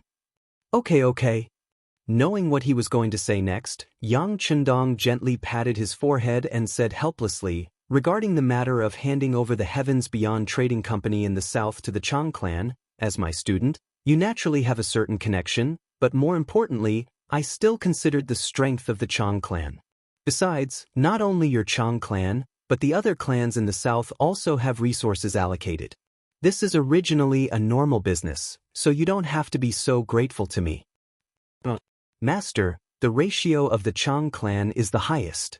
For this matter, the grandfather in charge of the clan has already sent a letter to Qianhao, asking me to take care of Master's food and accommodation no matter what, but I don't know if there is anything that Master is dissatisfied with? No, everything is very good, very good. Yang Chendong chuckled. He could feel the admiration and gratitude of this student to him. Some of the rare goods of heavens beyond were indeed distributed to the Chang clan due to the fact that the other party was his student. However, he still couldn't accept such an action of greeting twice a day. Young Master, Yang San is here. The timely appearance of Tiger's mane could be considered as a solution. Chang Qianhao had studied in the Yang Clan Academy for half a year, so he naturally knew that the identity of the person who came was not simple. He also knew that Yang Chendong had something important to do, so he respectfully took his leave and said that he would come to pay his respects before dinner. Chang Qianhao respectfully left. Yang Chendong didn't wait for Tiger's mane to speak and spoke first. Look after him. I don't have time to see him tonight, so he doesn't have to pay his respects. Tiger's mane wanted to laugh, but he didn't dare to. He naturally saw that because of Chang Qianhao's excessive enthusiasm, the young master was already vexed. All right, let Yang San in.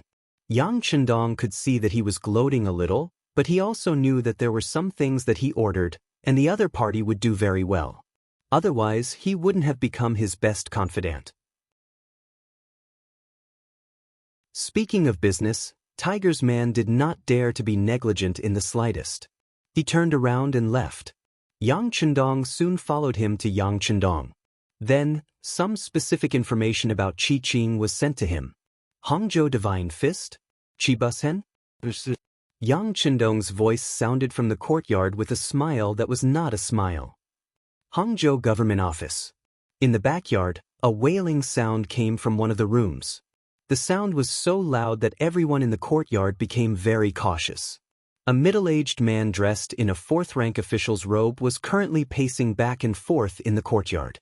Perhaps it was due to his anxiety, but all the servants in the courtyard were extremely cautious, as if they were afraid that they would do something that they shouldn't do and provoke this official, resulting in them being severely punished. The man's name was Qi Busen. He was the prefect of Hangzhou, a fourth-rank official. The wailing man in the room was Qi Qing, who was beaten up. He was also Qi Bushen's cousin. The two of them grew up together and had a very good relationship. When he returned with wounds all over his body, the entire estate was in chaos. The steward of the estate immediately invited a famous physician from Hangzhou Prefecture to examine his illness. The screams in the room earlier were probably due to the commotion caused by the palpation. The door of the room was pushed open from the inside. Then, the housekeeper accompanied a doctor who was carrying a medicine box and walked out.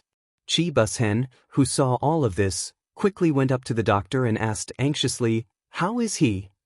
Reporting to the prefect, sect leader Qi did not suffer any internal injuries. There is only one fracture and many bruises on his body. I'm afraid that he will need to rest for a period of time before he can recover, the doctor answered carefully. Oh, thank you. Men, double the consultation fee and send the doctor out. Qi Busen waved his hand and then entered the room with the housekeeper. Then he saw Qi Qing lying on the bed and whimpering softly. Noticing that someone had come, Qi Qing's voice became louder. When he saw that it was his cousin, his voice became even louder. He cried out in pain and said, "Cousin, you must avenge your younger brother. You don't know how arrogant the people on the other side were. They just said that they didn't like me and beat me up. When I asked them if they still cared about the law, they still ignored me." The guilty party complained first.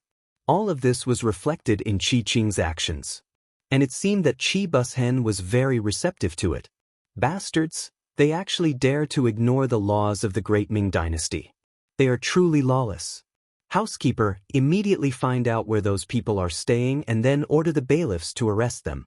This official wants to see if they really have 3 heads and 6 arms and are really ignoring the laws. Since the master had said so, the housekeeper originally wanted to ask if they should investigate the other party's identity first. However, at this moment he could only suppress these words in his heart. At this moment he was unlucky and said something that he should not say. It was not a wise thing to do. If he did not do it well, He might even vent his anger on himself. How could Chi Bus-hen, who could become the prefect of Hangzhou and a fourth-rank official, be stupid? However, he still did not send anyone to investigate. It was all based on his strong self-confidence. He was the prefect of Hangzhou and the local emperor of this piece of land. With this kind of power, how many people could make him feel afraid? Not to mention, he also had a very strong backer. Even if there were some problems, he was the kind of person who would protect him. Based on these 2 points, he was naturally fearless. He wanted to let those who hurt his cousin know that the Qi family was not an existence that anyone could provoke. The housekeeper went out and quickly found that those who hit Qi Qing were living in the outer residence of the Chang family. When he found out about these things, the housekeeper felt confident. Although the Chang family was very rich, they were after all just businessmen. Since ancient times, people did not fight with officials. How could they be a match for the officials? Feeling confident, the housekeeper found his relative, Niu Ji, who was arranged to be a constable in the prefect of Hangzhou. Niu Ji's nickname was Niu Heir. It was because he was the second son in the family that he got this name. Since he was young, his body was better than others. Later on, he learned martial arts from a famous teacher for a few years. After he learned martial arts, he found the housekeeper's relative and was arranged to be the head of the constables in the prefectural government. With the housekeeper's help, naturally, this constable's life was smooth. This time, there was a good thing again. Of course, he would not forget Niu Ji. When Niu Ji received the housekeeper's order, he knew that this was a good job to please the prefectural government. He did not dare to be tough. Immediately, he led a group of constables to the outer residence of the Chang family. At this time, the outer residence of the Chang family was shrouded in darkness. It seemed to be very quiet, but in fact, in the darkness, there were many pairs of eyes staring at this place. During the day, they beat someone in Xinglong restaurant. It was said that they had some influence in the local area. According to the rule that caution was the parent of safety, Tiger's mane had arranged for people to wait for a long time. Reality proved that this waiting was not in vain. Not long after nightfall, there was a burst of noisy footsteps on the street in the distance. Then, a walking fire dragon came straight in this direction. That was the state when the bailiffs of the manor walked with torches. They're coming, they're coming. They're all ready. Once the order is given, we'll start immediately. Tiger Head, Tiger Ray's nickname, said that we have to be quick and clean. Yang Wu's voice came out. This time, Yang Si and Yang Lu were left behind in Yang Village and the capital to be in charge of the work there. He was lucky to be brought out. Seeing that there was a battle to fight, he was very excited. With Yang Wu as the leader, they borrowed a platoon of Lung Feng from Wusheng camp. In addition, there was the cooperation of the second guard, Dao Xiao, and the Ghost Shadow Sniper team in the dark to deal with any unexpected situations. With such a lineup, not to mention some constables and constables of the prefectural government, even if a few hundred Ming soldiers came, they would not be afraid at all. The fire dragon came closer and closer. The one at the front holding a torch was the constable Niu Ji. When he saw the outer residence of the Chang family from afar, he waved his hand majestically and said, "Go, surround them. Remember, don't let anyone escape." Niu Ji's voice was not soft. He was not worried that such a shout would scare them away. This might be his arrogance and conceit. However, regardless of whether he was careless or cautious, he was destined to suffer tonight. Just like now, when Niu Ji's voice sounded, the 20 or so constables and constables were about to split up. Suddenly, the surroundings lit up. High-voltage flashlights were suddenly turned on. When dozens of light beams shone on them, it made them feel as if they were instantly blinded. What's going on? Niu Ji raised his right hand to block his eyes that were temporarily blinded by the light and asked casually. Even at this moment, he did not know that he had already become a fish on the chopping block in the eyes of others. Clang, clang. All kinds of painful cries rose and fell at this moment. Each of the constables and constables who were like wolves and tigers a moment ago had turned into soft-footed shrimps. Some of them bent over and fell to the ground, wailing in pain. Among them, Niu Ji was the one who received the most attention. Just now, after he shouted out, "What's going on?" he suddenly heard a gust of wind. As someone who had practiced martial arts, he instinctively stepped back. However, he only took one step back before he was suddenly tripped by something. Then he felt a sharp pain in his chest. Based on his intuition, he knew that someone had stepped on him.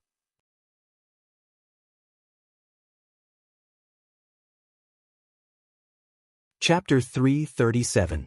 This kick might not have been as heavy as 1,000 pounds, but it made him lose the ability to resist in an instant. Even he, the leader, was beaten to the ground in an instant. It was conceivable that the other brothers would not have a good time. The Lung Feng soldiers made their move. They originally had a thorough plan. Since they had encountered some people who had underestimated them, how could they be courteous? Naturally, they greeted them with a good beating. Waves of cudgels came down. If it was not for the fact that they did not have the intention to kill, the more than 20 people who had come would have all died here. After the time it took for half an incense stick to burn, the one-sided beating slowly stopped. Niu Ji and the others were already covered in wounds, and no longer had the arrogant appearance they had before. Come on, tie them up. If anyone refuses to submit, just serve them with cudgels. Yang Wu stood in the crowd, his voice filled with pride. This time, he did not act impulsively. Hu Tu had said that this was the young master's order. Since he had received the order, if he did not exercise his fist properly, wouldn't he be wasting the mission and opportunity Hu Tu had given him? After the order was given, the Lung Feng soldiers took out the ropes that they had prepared earlier and started to work. However, the expected resistance did not happen. Perhaps they were really afraid of being beaten. Since ancient times, soldiers had always been used to catch thieves. Since when had thieves ever caught soldiers? And they just happened to encounter it. Who would be so stupid as to shout and scream? Soon, the originally noisy street became quiet again. If someone were to pass by this place at this time, they would never think that the dozens of officers had just been violently beaten up here. Yang Wu and the others were still staring with their eyes wide open, waiting for the enemy to come. According to their thinking, the sudden disappearance of more than 20 officials who had been sent out would cause a commotion. It was even reasonable that the Ming Dynasty's Hangzhou City Guard Association would take action. Unfortunately, one night had passed. When the sky began to brighten, indicating the arrival of a new day, there was still no movement. This made Yang Wu really disappointed. Back to the Qi residence, Qi Bushen's residence. Early in the morning, he was still hugging his concubine to sleep when suddenly, the housekeeper's shouting voice came from outside. "Master, it's not good. It's not good, master." What happened? Qi Bushen, who had just woken up from his dream, got up from his bed with a face full of displeasure. He casually put on a piece of clothing and opened the bedroom door. Then, he scolded the housekeeper who was yelling outside. "Old master is fine, but you are disturbing his sleep early in the morning. What are you trying to do?" "I'm telling you, if you don't give me a reason, I won't let you off today." "Master, it's not good." Niu Ji and the rest did not return for the entire night. I wonder where they went? Could he have been killed by those people? The housekeeper did not listen to what Qi Bushen had to say. Instead, he spoke in a panic. Last night, after assigning Niu Ji an errand, he came back to sleep.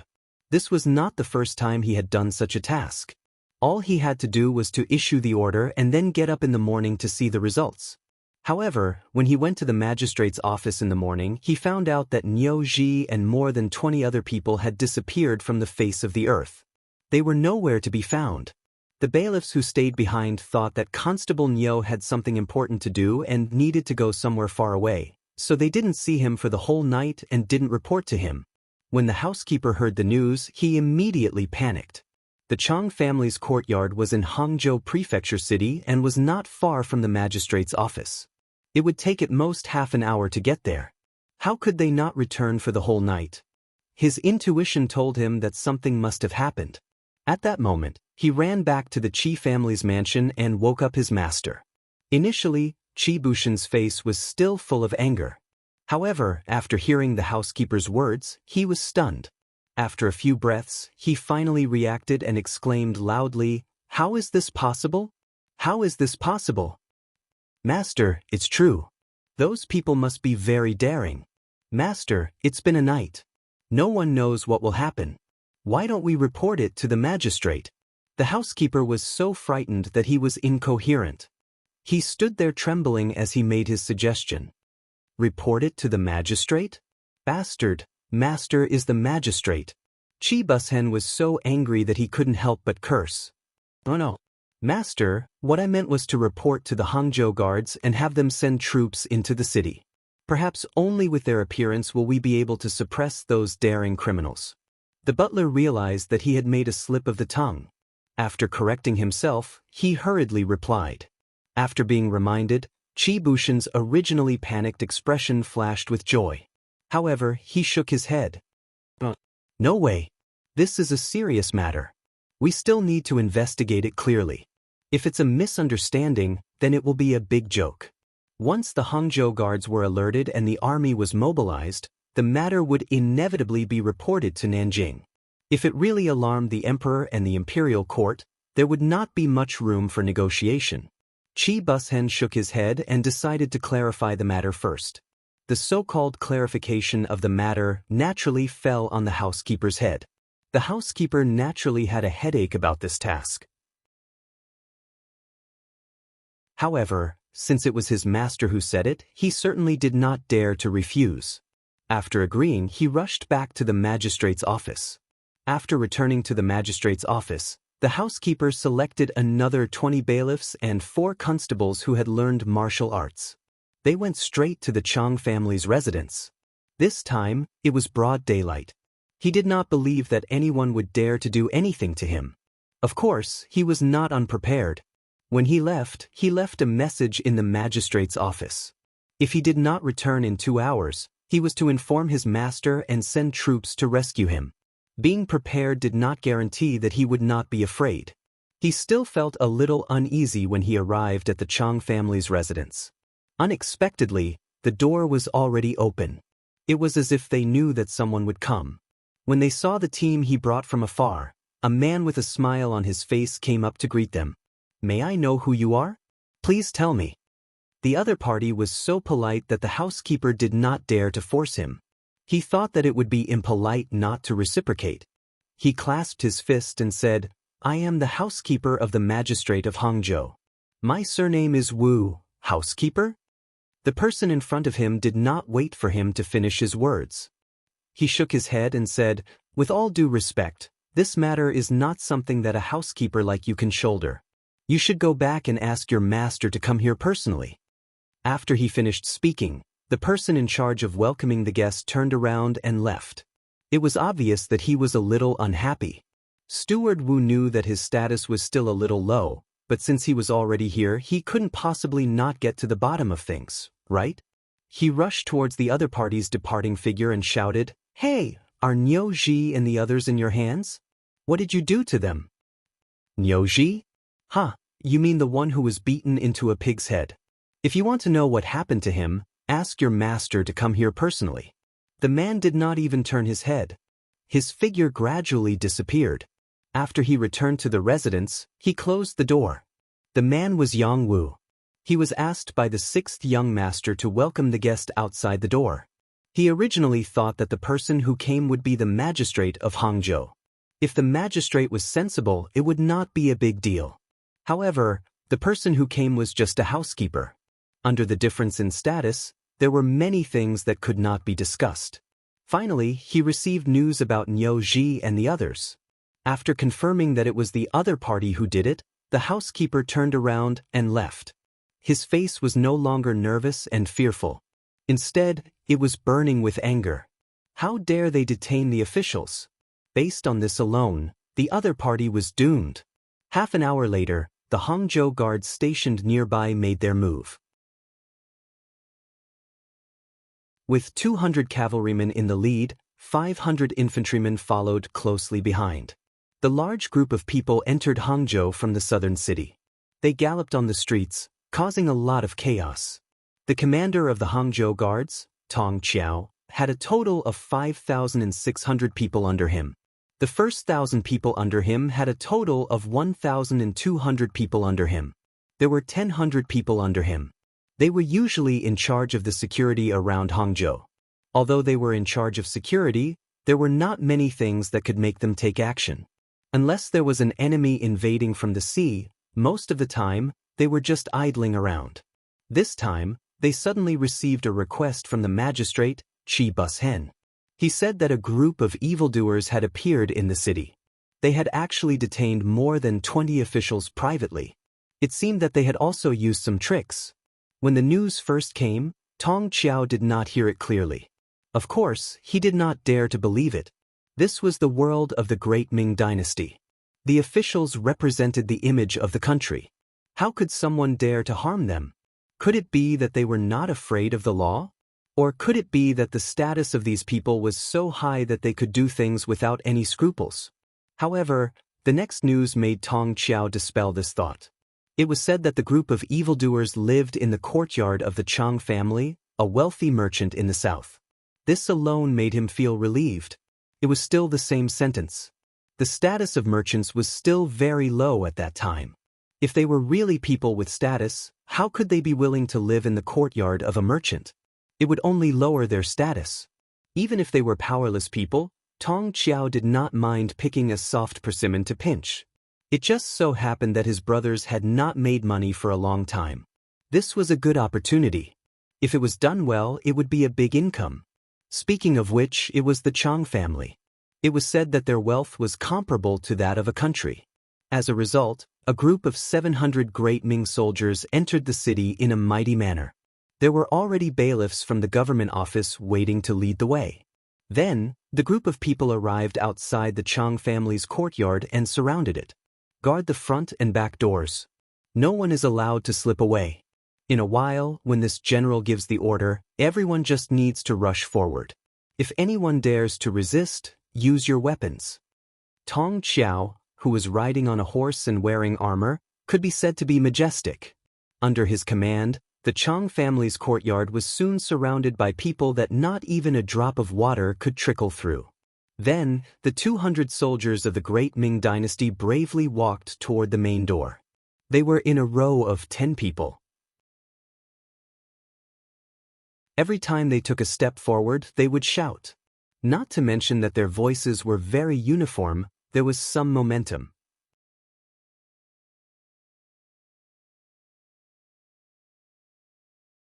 Chapter 338. In the garden of the Chang family's courtyard.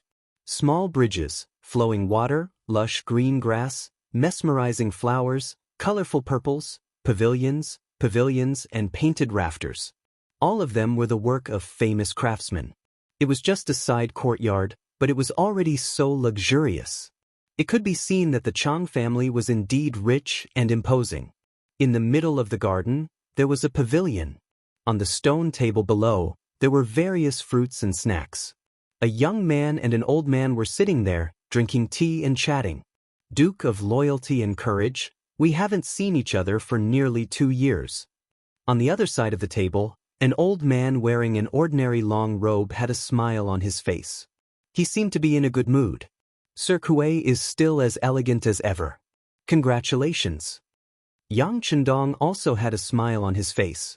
As he spoke, he raised the teacup in his hand. Duke of Loyalty and Courage must be joking. I still have to thank you for everything. If it weren't for you turning the tide on the battlefield back then, I'm afraid this old man would have been buried long ago. Thank you. Old man Kuang Yi also raised the wine in his arms and sighed with an emotional expression. In the Battle of the Tuma Fortress, because of Wang Zhen's careless command, the morale of the army was in chaos and they were defeated by Walla's army. The officials were either dead or running away. It was complete chaos. At this time, Yang Chendong, who was inconspicuous in the team, stood up and successively saved the 9 important ministers of the imperial court. Later, he even saved the besieged Emperor Zhu Qizhen. Among the 9 officials, there was Kuang Yi. In the past, he was the Minister of War of the Great Ming Dynasty. Now, he was the Minister of War of the Southern Ming Dynasty. It was said that he was trusted by Emperor Yingzong. This time, he was ordered by the emperor to check the situation of the various imperial guards. Coincidentally, he learned that Yang Chendong had returned to his hometown to pay respects to his ancestors. Thus, he rushed here early in the morning to meet him. Although it was a coincidence, Yang Chendong had already asked around.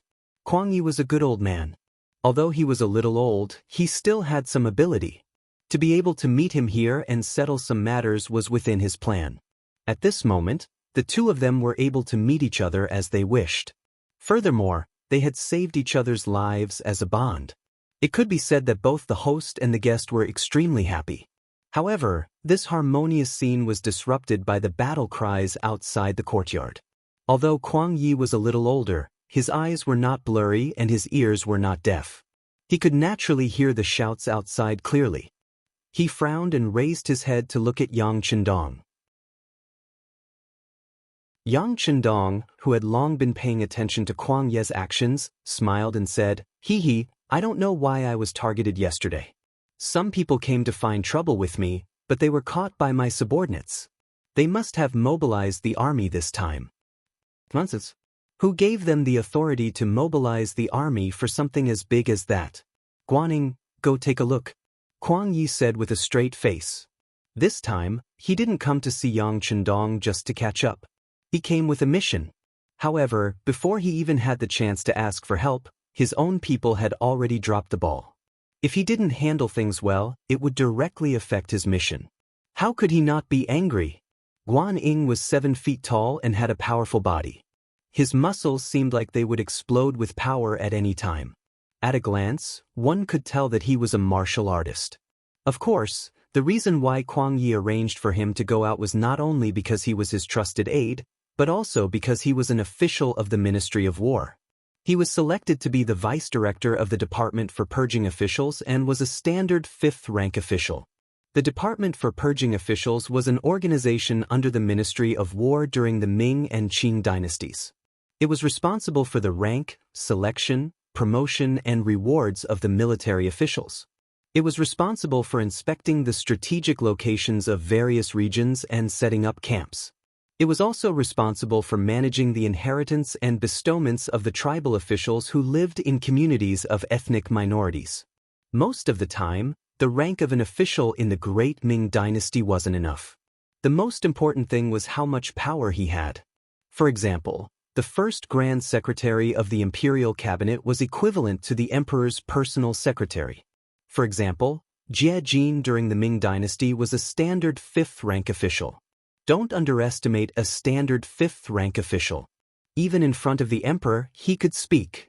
He was much more powerful than a standard 4th or 3rd-rank official. For example, Guan Ying was only a standard 5th-rank official. However, because he controlled the promotion and rewards of the military officials, he had great power.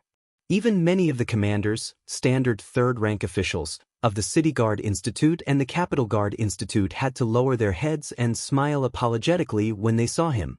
Since the Capital Guard Institute had been mobilized, it was appropriate to send Guan Ying to take a look. Yang Chendong was naturally aware of this. He immediately smiled and said politely, "Then I'll have to trouble you, Vice Director Guan." "You're too polite." Guan Ying's expression didn't change. After saying this with a serious face, he bowed to Kuang Yi and left. After Guan Ying left, Kuang Ye's laughter sounded again. "Duke of Loyalty, please don't mind him.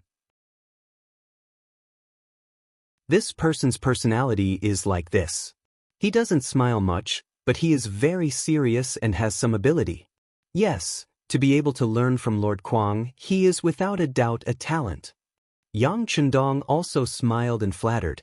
Then he raised the teacup in his hand. With Guan Ying taking care of the outside matters, he naturally didn't have to worry. Kuang Yi also smiled and raised his teacup. After taking a sip, he put it down and said, "Duke of Loyalty, a while ago, the Japanese suddenly invaded the border and attacked the Tianjin Guard. I'm sure you've heard about it." "Yes, this matter caused a lot of disputes in the Beiming Imperial Court. How could I not know about it?"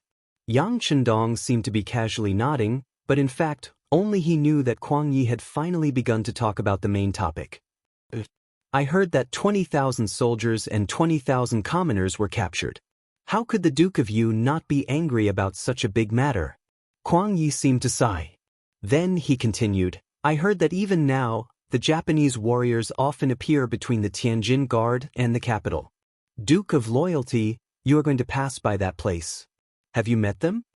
Yang Chendong didn't express any dissatisfaction with Kuang Yi calling the Daizong Emperor Yuang. Originally, Zhu Qiyu was the Duke of Yuang. If it weren't for the change of Tu Mu, he wouldn't have become the emperor. As a follower of Zhu Qizhen, it wasn't strange that Kuang Yi didn't admit this. However, to ask about the Japanese warriors and whether he had met them was somewhat interesting. No, this duke was lucky and didn't meet them. Yes, the Duke of Loyalty's luck has always been very good. Saving Yuang, retreating from the Walla, building the bank, and so on, everything went too smoothly, right? When he uttered the last word, Kuang Ye's gaze suddenly sharpened as he looked at Yang Chendong. Feeling the coldness of the gaze, which seemed to be able to see through people's hearts, Yang Chendong didn't even lift his eyelids and smiled. Yes, the heavens are good to me. A calm and confident smile flashed across Yang Chendong's face. In Kuang Ye's eyes, all of this made him feel unreal. Kuang Yi wasn't young. In the imperial court, he was second only to Hu Shao. He was also a man in his 60s. He had interacted with Yang Chendong many times, but even at that time, he only had a trace of respect for him. He didn't feel as powerless as he did when facing Yang Chendong. The young man in front of him was only in his early 20s, but he felt as if he was even more difficult to deal with than his father, Yang Rong. It seemed that no matter how he probed and provoked the young man was like an impenetrable wall. Under the pavilion, it suddenly became quiet. At this moment, only a gentle breeze flashed in front of them. Of course, in their hearts, they were weighing each other's words. Their chests were heavily panting, and their minds were working quickly. Haha, the Duke of Loyalty's luck is indeed very good, and you are also very talented. This old man has seriously studied the Snow of the Yang family that you wrote in front of the Yang Family Academy. It is truly majestic and enlightening, but I don't know how to interpret the phrase, a man of great talent. Although because of Yang Chendong, the great Ming dynasty was divided into the south and many officials and soldiers belonged to two different imperial courts, one thing remained unchanged. That was, the poetry that scholars liked was still the same. Thinking back, when the Snow of the Yang family was spread to the capital of the southern imperial court, Nanjing, it caused a huge uproar. When many people were sighing at the grandeur of this poem and were amazed by the sentences, it was inevitable that they would wonder what kind of environment and inner thoughts the author of this poem, Yang Chendong, was in to create such a song that could be passed down. There were even some people who began to research the specific meaning of the phrase. Especially the phrase, to count the outstanding figures, there were even more explanations for it. For example, the people of the Ying sect who were hostile to the Dai sect explained that Yang Chendong was flattering Zhu Qiyu, saying that Zhu Qiyu's ascension was justified, legitimate, and reasonable. They said that he was a man of great talent, and Zhu Qizhen was not. There were also some people who were envious, jealous, and hateful who explained that this sentence meant that Yang Chendong looked down on all scholars in the world. It was a manifestation of his own arrogance. There were also some people who wanted to see the world in chaos who said that this meant that someone wanted to replace Yang Chendong. They were implying that Yang Chendong was a traitor like Cao Cao. Among these opinions, Kuang Yi was more inclined to the latter, but he didn't say this to anyone. As the Minister of War, he, who knew soldiers well, was shocked when he saw the calm performance of the cold front soldiers on the battlefield. With such outstanding soldiers, any one of them would be qualified to be a squad leader, or even a centurion, or even a general of a higher rank. But they were willing to work under Yang Chendong. What did this mean?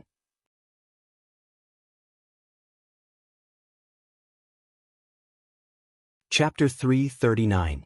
Even though there were rumors that those people were mercenaries and that Yang Chendong was willing to spend a lot of money to hire them, Yi Chendong did not believe it. Others might believe such a reason, but Kuang Yi would never believe it no matter what. It was because he had led soldiers before and knew the importance of elite soldiers. At least in front of him, if he had such elite soldiers, he would never give them to others, even if the other party offered a high price. Not to mention, with such elite soldiers, What kind of money could he not earn? Why would he need to hire them? He had such thoughts at the beginning, but because he was indebted to someone for saving his life, he naturally could not criticize them in front of them or behind their backs. But as time passed, these elite mercenaries had been following Yang Chendong all this time, and this suspicion became heavier and heavier. What he said just now was just to test and confirm. Unfortunately, he did not get a good result, which made him a little disappointed. At the same time, he also wondered if Yi Chendong was speechless and wanted to gloss over it. While Kuang Yi was thinking about this, Yang Chendong spoke. "Sir Ji, do you mind if I tell you a story?" "I'm all ears." Kuang Yi did not know what the other party meant, but he still smiled and agreed out of politeness. Moreover, with Yang Chendong's talent, even an ordinary story would be quite interesting in his mouth. Seeing that Kuang Yi agreed, Yang Chendong first smiled politely, then opened his mouth and said, "Once upon a time, there was a scholar who wanted to go out for a walk because he was tired of studying at home. Unexpectedly, he encountered an injured man who had fainted. Out of kindness, he saved the man and found a doctor to treat him. Not long after, the man's body recovered. When he left, he said that he wanted to repay his kindness." At this point, the corners of Yang Chendong's mouth curled up slightly, giving people the feeling that he was recalling something interesting, but only he knew that he was laughing at the absurdity and nonsense of this story. It was all because this was indeed a story, a fabricated story. The man said that he wanted to repay his kindness, so of course the scholar did not care. It was just a casual effort and he did not take it seriously. But who would have thought that not long after, the burly man would fulfill his promise? Not only did he send a lot of gold and silver, he also sent a lot of people to protect the scholar. He said that the scholar had saved his life, so seeing the scholar was like seeing himself. At this point of the story, Yang Chendong suddenly closed his mouth. After a few breaths, he said again, "From then on, this scholar naturally gets whatever he wants. Now that I think about it, if it wasn't the heavens taking care of him, then what was?" When the story finally came to an end, Kuang Yi fell into silence. From the beginning of the story, he thought of something. When the story came to an end, he finally understood that this so-called story was actually a fact. The scholar must be Yang Chendong, and the man he saved must be the leader of the mercenaries. If that was the case, everything made sense. This was also the main reason why the mercenaries could be used by Yang Chendong. But is this true? If the leader of the mercenaries was so powerful, why would he appear in front of Yang Chendong in an injured state? This did not seem to make sense.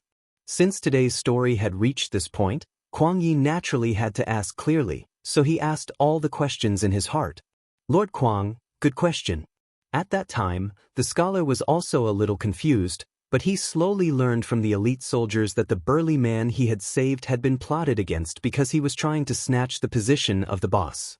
That was why he had escaped all the way to the city where the scholar lived. Later, he recovered from his injuries and went back to take back everything. That was how simple it was. Yang Chendong spread out his hands and smiled at Kuang Yi.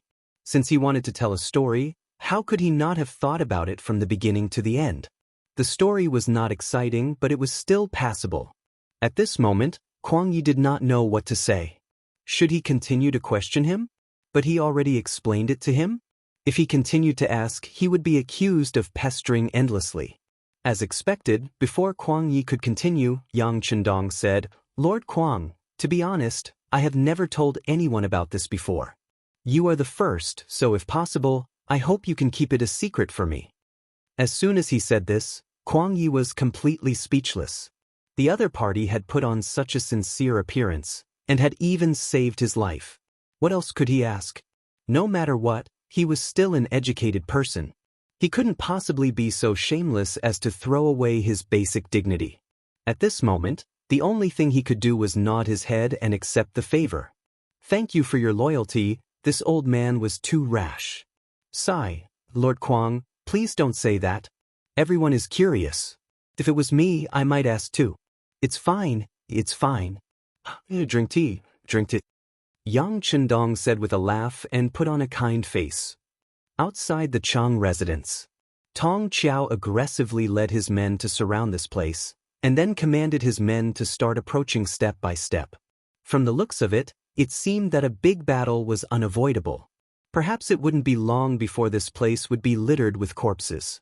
However, just when everyone was extremely nervous, the originally tightly shut door of the Chang family's courtyard suddenly opened from the inside. Then, a sturdy man appeared in front of everyone. "Prepare to charge. Stop. All of you stop." Tong Qiao, who was about to give the order, was ready to let the soldiers charge. However, when he saw the person who appeared, his mouth first formed an O shape and then he shouted loudly at his men, as if he was afraid that someone would suddenly attack. The sudden shout stunned the soldiers of the great Ming dynasty who were full of morale. At this moment, Tong Qiao had already dismounted from his horse and trotted over. When he reached the front door and saw that the person in front of him was indeed Minister Counselor Guan Ying, he hurriedly cupped his hands and bowed. "Lord Guan." "General Tong, what is the meaning of this?" After Guan Ying cupped his hands and bowed, he pointed at the rows of great Ming dynasty soldiers who had already appeared outside the door. This question made Tong Qiao's expression change greatly. He originally thought that there was a villain here and that the magistrate of Hangzhou had asked for help. He thought that since this was related to the Chang residents, it would be a good opportunity to take advantage of them. At that time, he could casually ask for tens of thousands of silver taels. He did not expect that Guan Ying would appear here. Although Guan Ying's official rank was not as high as his, he held great power. He was the kind of person who could not be offended. In particular, he had heard that Guan Ying was the favorite student of the current Minister of War, Kuang Yi. The city guard's office was also under the jurisdiction of the Ministry of War. When he thought of this, he broke out in a cold sweat. "What's wrong? Is the weather very hot? General Tong, why are you sweating so much?" Guan Ying's expression was still very serious. When he said these words, it did not seem like he was concerned, but more like he was questioning something. Tong Qiao rolled his eyes. He knew that it would be stupid to hide the truth at this time. He immediately gritted his teeth and confessed Qi Bushen. It was because Magistrate Qi of Hangzhou said that there were rebels here, so he asked me to lead the soldiers into the city to eliminate them. Rebels? Did they disturb the villagers? Did they occupy the city? Did it cause any chaos? Guan Ying asked one question after another. According to the regulations of the Ministry of War, if there were rebels in the city and caused great chaos, the city guard's office and the nearby city guard's office had the right to mobilize the army into the city. On the contrary, even if the local officials asked for it, they could not enter the city without permission. This was originally a way to control the army, to prevent them from doing anything out of line. Guan Ying asked these questions based on this basis. Guan Ying was doing his job according to the rules. Tong Qiao's face turned pale. At this moment he hated Qi Bushen to death. If it wasn't for the fact that he made the situation sound very serious, and even said that there were profits to be made by entering the city, and that after the matter was over he could just grab a few people and report to his superiors that it was a mess and that would be the end of the matter. Then, he wouldn't have the guts to bring his army into the city. Now, not only did he not get any benefits, but he was also caught red-handed. It was conceivable that if this matter was not handled well, he would lose his official position. Although the official rank of the person in front of him was not as high as his, he was in charge of the examination. If he did not clarify the matter, he was afraid that when the person returned to the capital, he would be locked up and questioned. Since he had done something wrong, he had to accept the punishment. Tong Qiao was a straightforward person. Since he could not find a good reason, he lowered his head and said, "Lord Guan, I acted rashly and believed the words of others. I was wrong." Tong Qiao admitted his mistake so straightforwardly. A gratified smile flashed across Guan Ying's face. No matter what, it was good to know one's mistake and be able to change. Let the soldiers retreat. General Tong, please come with me. Tong Qiao thought that Guan Ying wanted to discuss the conditions with him in private. There was a glimmer of hope in his eyes. He quickly agreed and let the soldiers withdraw, leaving only 2 bodyguards to wait outside. While he was still thinking about what conditions Tong Qiao would discuss with him and whether he should agree to them, The two of them had already arrived at the pavilion in the middle of the residence. Tong Qiao, who was about to continue apologizing, finally saw Kuang Yi, who was wearing a long gown and sitting there.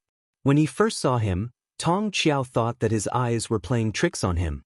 He even rubbed his eyes hard. When he recognized that the other party was indeed the Minister of War, Kuang Yi, he was stunned. It would be better if Guan Ying was the only one who knew about the deployment of troops. Although Guan Ying's authority was not small, he was still an official.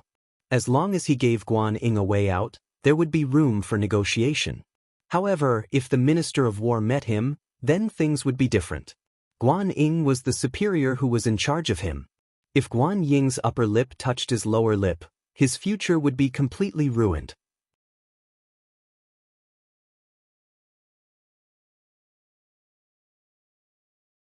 Chapter 340. Plop. Tong Qiao knelt down in front of Kuang Yi. The moment Tong Qiao knelt on the ground, Guan Ying walked to Kuang Ye's side and whispered the story of what had happened. Originally, Kuang Ye's expression didn't change as he sat there, but when he heard the last part of the story, his anger rose. After he heard the entire story, he was so angry that he fiercely slammed the stone table and said, "What a bunch of bastards! Where did they put the great Ming's military law?" Needless to say, he was criticizing Qi Bushen. After saying this, he looked up at Yang Chendong and his expression returned to normal. "Duke of Loyalty and Courage, I'm really sorry for making a fool of myself in front of you." Yang Chendong's lips curled into a smile. He didn't say anything. Perhaps at this moment, it wasn't appropriate to say anything. "You guys go out and wait. I will talk to the Duke of Loyalty for a while." Kuang Yi waved his hand and dismissed Guan Ying and Tong Qiao. Tong Qiao, who was nervous, bowed his head and left the courtyard. When Kuang Yi was out of sight, he carefully asked, "Lord Guan, is the Duke of Loyalty that Minister Kuang mentioned the one in the north?" "Well, do you know how big of a mess you almost made this time?" Guan Ying nodded his head. When he spoke, the accusation in his voice became more and more obvious. In his heart, he was somewhat unconvinced by the Duke of Loyalty, especially when he saw the real person. He found that the real person was so young and did not have 3 heads and 6 arms. There was a trace of contempt in his heart. It was just that Kuang Yi was his teacher and also his superior. Even his teacher respected the other party so much, so he could not do anything against him. After receiving Guan Ying's accurate answer, cold sweat flowed down his neck. Tong Qiao had long heard of the Duke of Loyalty. This person not only saved the life of the current emperor, Yingzong, but also defeated the elite Walla army. When he thought about how he almost made such a person his opponent, a chill ran down his spine. It really scared him. Under the pavilion, after there was no one else around, Kuang Yi couldn't help but let out a long sigh. "Loyal Duke, I'm not afraid of you laughing at me. You also saw that this is our great Ming dynasty's army. What do you mean that he was bewitched by Magistrate Qi of Hangzhou? It's just that he wanted to enter the city to take advantage of us." The fact that Kuang Yi could see through the matter at a glance was enough to prove that this was not the first time something like this had happened. It also proved that his mind was clear. However, Yang Chendong still didn't reply because he knew that the other party didn't come here just for a simple meeting. There should be a deeper meaning. As for what it was, he had a rough guess. He was waiting for the other party to say it, or it could be said that he was waiting for a good price. Yang Chendong didn't say anything, but Kuang Yi didn't mind. Instead, he continued, "Duke Zhongdan, to be honest, the situation in the south isn't good, especially after Zhu Huihua's rebellion caused the Miao people's chaos. Now, there's also the chaos in Guangdong. It has already affected several cities and more than a dozen counties." When did this happen? Yang Chendong had been paying attention to the situation in Guangdong. According to history, this would happen after the chaos in Guangdong. Last year's chaos in Guangdong had already been quelled, but Huang Yuliang had escaped. This time, it was the chaos in Guangdong after his father, Huang Xiaoyang. According to the records, Huang Yuliang was the first to raise his army. However, because of his arrival, Zhu Huihua rebelled first. This was somewhat different from history. "I just received an urgent message this morning. As Kuang Yi spoke, he took out a memorial from his arms and handed it to Yang Chendong. Yang Chendong didn't reach out to accept Kuang Ye's kindness. Instead, he waved his hand and said, "Lord Kuang, I don't need to read these. You also know that I'm Baiming's subject. Now, my family, foundation, and even my wife are there. Don't harm me." "Ai, how can you say that? You saved the emperor's life. The earliest title of Duke Zhongdan was given by Emperor Ingzong. How can you say that you're Baiming's subject?" Kuang Yi looked like he was seriously trying to reason with him. Okay, Lord Kuang, there's no need to be so clear about this. This time, I'm only returning to my hometown to worship my ancestors. I really don't want to get involved in other things. Besides, Lord Kuang just said that the great Ming dynasty's army is mixed. I'm not an immortal, so how can I help Emperor Ingzong? Yang Chendong waved his hand, showing that he didn't want to continue the conversation. You're not an immortal, but you have a good relationship with the mercenaries. This old man has seen their elegance long ago. They're really the elites of the elites. I'm sure that with their help, the problem will be easily solved. Kuang Yi used this opportunity to finally talk about the main topic. He wanted to use the mercenaries to fight, quell the rebellion, and solve the bandit chaos in the south. This is making things difficult for me. The number of mercenaries is limited. Moreover, the money needed to hire them is a large number. Can the current imperial court take out that much money? Yang Chendong still refused, but in reality, both sides were testing each other. The southern Ming dynasty was a country that Zhu Qixin had no choice but to settle for the next best thing. Because everything was forced, the resources that could be obtained were limited. The amount of gold and silver that could be taken from the national treasury was even less.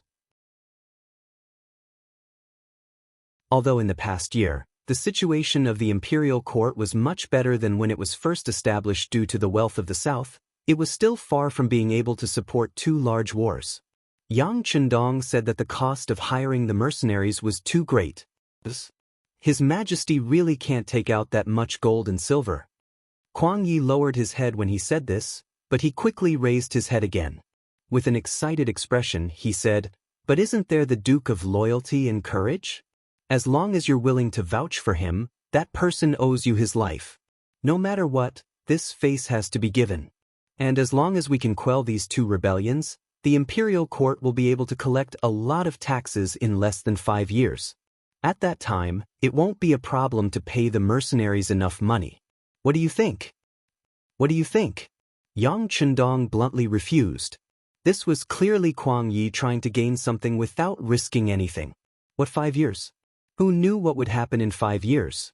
If Kuang Yi wasn't here by then, who would he ask for the money? He would never do such a strenuous and thankless job. The Duke of Loyalty and Courage is a kind person. Could it be that you're just going to watch the people in the south suffer the pain of war and have their families destroyed? Otherwise, the mercenaries can send out troops and take away anything they like along the way. How about that? As he spoke, Kuang Yi finally revealed a part of his trump card. Speaking of which, after the Ming dynasty experienced the rule of Renxian, the people were still very rich, especially the aristocratic families and those rich businessmen. There were many priceless antiques, calligraphy, and paintings among them. They were existences like treasures. If they were destroyed during the war, they would really be destroyed. Those that weren't destroyed would be priceless in the future. What Ryukyu Island lacked the most right now was people. What the great Ming dynasty had the most was people. If they could take the opportunity to snatch some people back, it would be a great advantage. Speaking of calligraphy and paintings, Yang Chendong had thought more than once about opening a huge museum and putting all the good things inside for future generations to admire and observe. He wanted to feel the deep heritage of this country that had thousands of years of civilization. Kuang Ye's words could be considered to have scratched his itch. Even so, Yang Chendong still didn't agree immediately. "Lord Kuang, it's not like that. I just saved his life, and he was willing to send people to protect my life and safety. That's all. If I ask for more, I'll be asking for a yard after taking an inch." Outside the Chang family's courtyard, a luxurious carriage drove out of the mansion and went straight to the Hangzhou government office in the city. Kwang Yi sat in the carriage, and there was some disappointment on his face. He had already tried his best to persuade Yang Chendong. This was also Ying Zong's intention. However, who would have thought that the other party still didn't agree? At the end of their conversation, when he asked if he could arrange for some young Ming generals to go to the mercenary camp for training, Yang Chendong directly rejected him with the reason that the base was a secret place. This kind of behavior that didn't give him any face at all gave Kwang Yi a headache. He thought that he had already shown all his cards, but the other party still didn't take them. What else could he do? The good thing was that business was business, and personal relationships were personal. Yang Chendong had a good impression of him. For his sake, not only did he return Niu Ji and the others who had caused trouble at the Chang family's courtyard, he even sent him out in his own carriage. This was already a great show of respect. Sigh, this Duke of Loyalty seems young, but he does things like an old fox. Even if he rejected you, he couldn't get angry. This is also a kind of ability. In the luxurious carriage, a pair of wrinkled old hands touched the luxurious decorations in the carriage. Kwang Yi couldn't help but sigh. Whoosh! A whistling arrow suddenly whistled in the air. Then, there was a burst of chaos outside, followed by the voices of Guan Ying and Tong Qiao. Protect the Lord and catch the assassins. The chaos outside didn't last long. After a series of weapons clashing, it gradually came to an end. Then, Guan Ying's voice came from outside the carriage. Lord, most of the assassins have been killed. Only one escaped, and there are still 2 alive. They said that they were here to assassinate the Duke of Loyalty. Assassinate the Duke of Loyalty? Why did they find me? Before he could finish his sentence, Kwang Yi suddenly realized that he was in the luxurious carriage that Yang Chendong usually rode in. He immediately laughed bitterly and said, Sigh, I really don't know if they have good intentions or if they did it knowingly.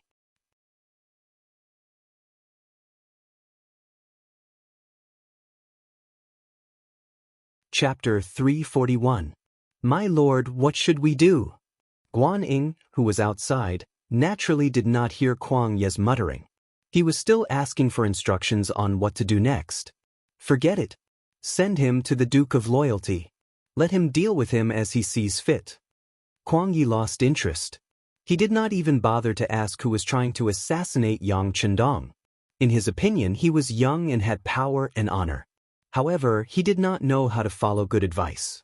It was normal for such a person to attract assassins. Besides, if he were to poke his nose into other people's business, there was no guarantee that Yang Chendong would not have other thoughts. Since that was the case, he might as well hand the person over and earn a favor. After a short period of chaos, the carriages continued on their way to the Hangzhou government office.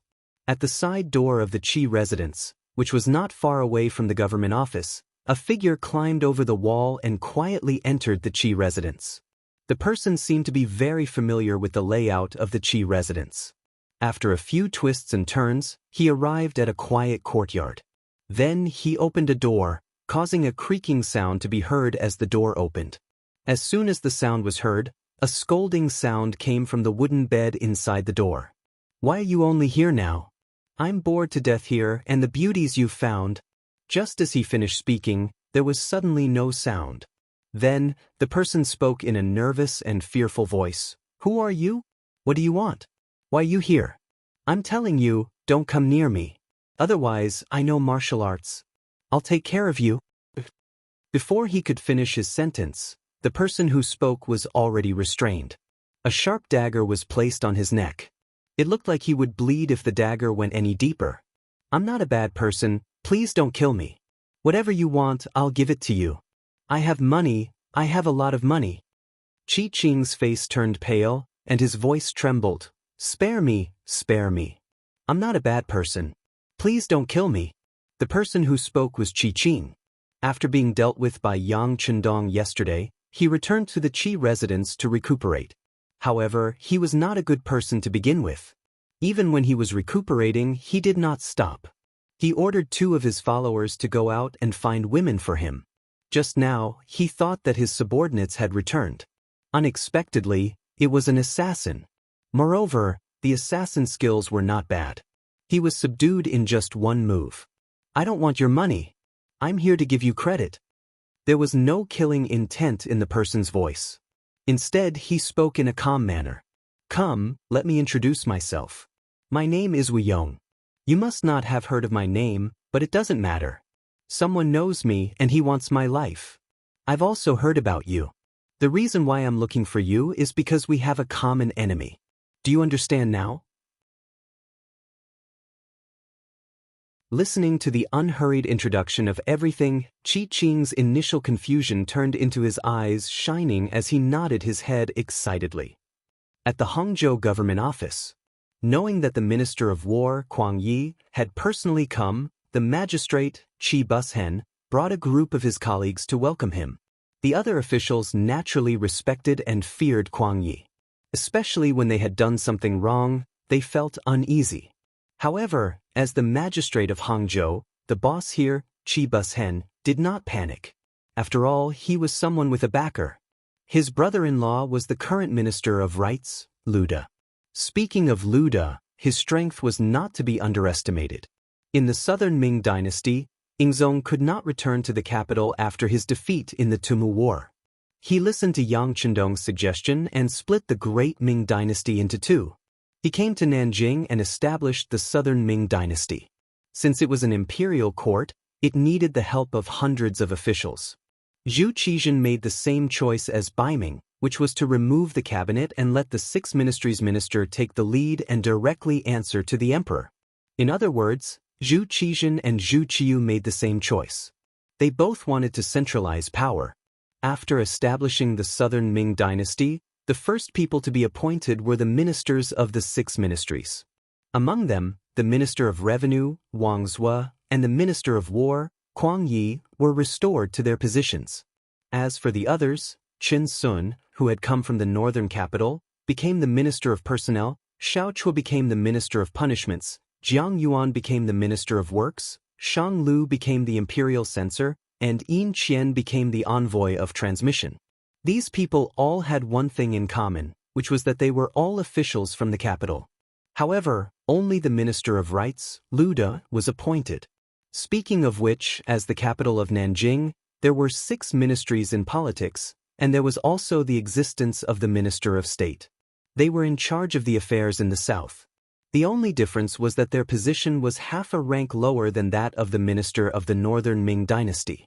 It was this half a rank difference that caused the ministers of the southern Ming dynasty to be moved. However, only Liu De remained and was promoted half a rank, becoming the Minister of Rights of the southern Ming dynasty. Merely from this point alone, one could tell that this person was very capable and had very powerful methods. Liu De was a great Confucian scholar and held a very strong position in the eyes of the scholars in the southern Ming dynasty. In addition, he was a slick and sly person, and the Liu family was one of the top aristocratic families in the south. That was why he was the only candidate for the position of Minister of Rights in the entire south. Ever since he was promoted to Minister of Rights, he had become the leader of the southern officials. It was said that in the imperial court, even Zhu Qizhen had to give him some face in many matters. Qi Bushen's backer was none other than Liu De. This was also the reason why he was so fearless. He also knew that Kuang Yi and Liu De had a good relationship. Since that was the case, he had nothing to be afraid of. Sure enough, when Kuang Yi arrived, he only reprimanded him a few times and the matter was over. Seeing all this, the other Hangzhou officials began to re-evaluate the position of their magistrate in their hearts. Kuang Yi saw all of this, but he did not want to do this. As for the magistrate who dared to ask the Hangzhou guards to help him take revenge, he wanted to directly remove him from his position and even arrest him in prison. However, he could only think about it. His brother-in-law was Liu De, and he could not do anything to such a person. He was only the Minister of War. If he wanted to do anything to a magistrate, he had to get the emperor's approval. With Liu De around, this matter could not be done. Since he knew that it could not be done, why did he have to do something like this? Not to mention that his main focus was now on the 2 rebellions in the southern Ming dynasty. He did not have the leisure to fight. After Qi Bushen was reprimanded a few times, the matter was over. Out of gratitude, he invited Kuang Yi to attend his family's banquet. With regards to this, Kuang Yi could not help but agree. Since he wanted the other party to be indebted to him, he naturally had to put on a show and agree to it. Thus, the entire Qi residence was decorated with decorations and it looked very lively. While the banquet was still being prepared, Qi Qing in the Qi mansion was also ready. His 2 attendants escorted the only assassin who escaped during the day, Wu Yong, to the Chang family's residence. During the day, Wu Yong made a mistake in assassinating Yang Chendong and mistakenly ambushed the Minister of War, Kuang Yi. After the matter was exposed and Wu Yong escaped alone, he knew that there was not much chance for him to avenge his elder brother and third brother. The money he brought out from the capital was all used to hire assassins, but they were all killed by Kuang Ye's subordinates. Now, he did not have the ability to organize a second large-scale assassination. In such a situation, he decided to take a risk, or it could be said that he was going to take a risk. Thus, he came to the Qi mansion, found Qi Qing and told him his plan. It was to send him to Yang Chendong on the pretext that the other party caught him to take credit. As long as he sent him over, he could assassinate him at close range. In this way, he could kill Yang Chendong for revenge and would not have to take any responsibility. Qi Qing was naturally satisfied with this plan and agreed. Qi Qing thought that even if Wu Yong failed the assassination, it would have nothing to do with him. In fact, he would have the credit of catching him and sending him over. On the other hand, if Yang Chendong died, Wu Yong would be killed as well. In this way, it would have nothing to do with him. Why wouldn't he be happy to do this kind of thing where he was the good guy? After sending Wu Yong out, he just waited for the good news in the mansion. Back to the Chang family's residence. Wu Yong was actually captured and sent over alive. Yang Wu, who was in charge of security, personally received Qi Qing's 2 attendants. According to them, Wu Yong had intended to assassinate Qi Qing in order to frame the Duke of Zhongdan. However, Qi Qing's title of Hangzhou Divine Fist was not for nothing. He had unexpectedly counterattacked. After figuring out Wu Yong's identity, he had sent Wu Yong away. He said that everything that had happened in Xinglong restaurant was a misunderstanding. Wu Yong's action was to clear up the misunderstanding and mend their relationship. Of course, all of this was Wu Yong's idea. The 2 attendants listened to their master Qi Qing's words and came to take credit. After Yang Wu asked everything, he asked the 2 attendants to wait for a while. He would report this to the Duke of Zhongdan. At that time, they would be rewarded. Wu Yong was tied up tightly and searched from head to toe. After confirming that there was no threat on him, he was sent to the inner courtyard under the escort of 2 Lung Feng. Yang Chendong, who had heard the news, was already on his way here. Wu Yong was once the second in command of the Blackwater Gang. When the Blackwater Gang was destroyed, this person escaped. Then he tried to assassinate him again and again, which made Yang Chendong a little angry. Originally, he thought that since this person was famous for his strategy, it would not be easy to catch him. He did not expect that he would be sent to his door. Yang Chendong certainly wanted to take a good look at this person and see how smart he was and what kind of ability he had.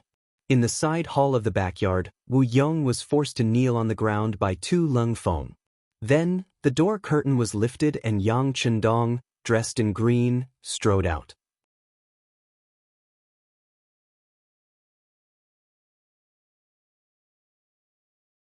Chapter 342. The moment Yang Chendong appeared, the kneeling Wu Yong struggled with all his might. He glared furiously at Yang Chendong, as though he wanted to kill someone with his gaze. You're about to die, yet you're still so stubborn. Come on, let him speak. I'd like to see what he can do, Yang Chendong said coldly as he looked at Wu Yong, whose mouth was gagged with a white cloth. This Wu Yong had tried to assassinate him time and time again, especially the last time in the capital. If he hadn't found that lousy team member Yunb and let the cat out of the bag, Wu Yong would have suffered a small loss. Today, Kuang Yi had caused him to suffer.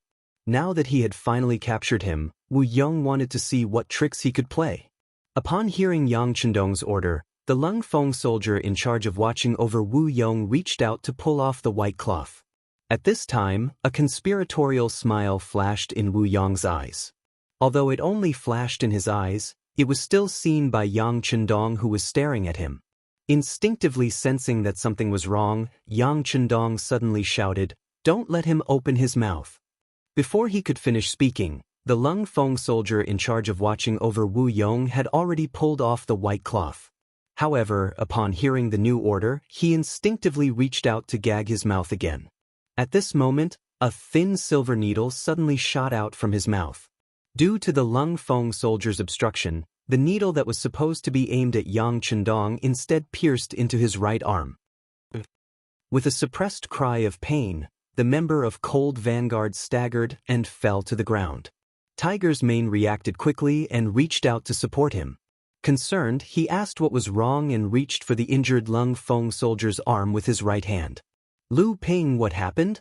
Yang Wu, who was standing behind Wu Yong, saw the sudden change in front of him. He stretched out his leg and kicked Wu Yong. With just one kick, Wu Yong's body bent over. It was obvious that this kick was not light.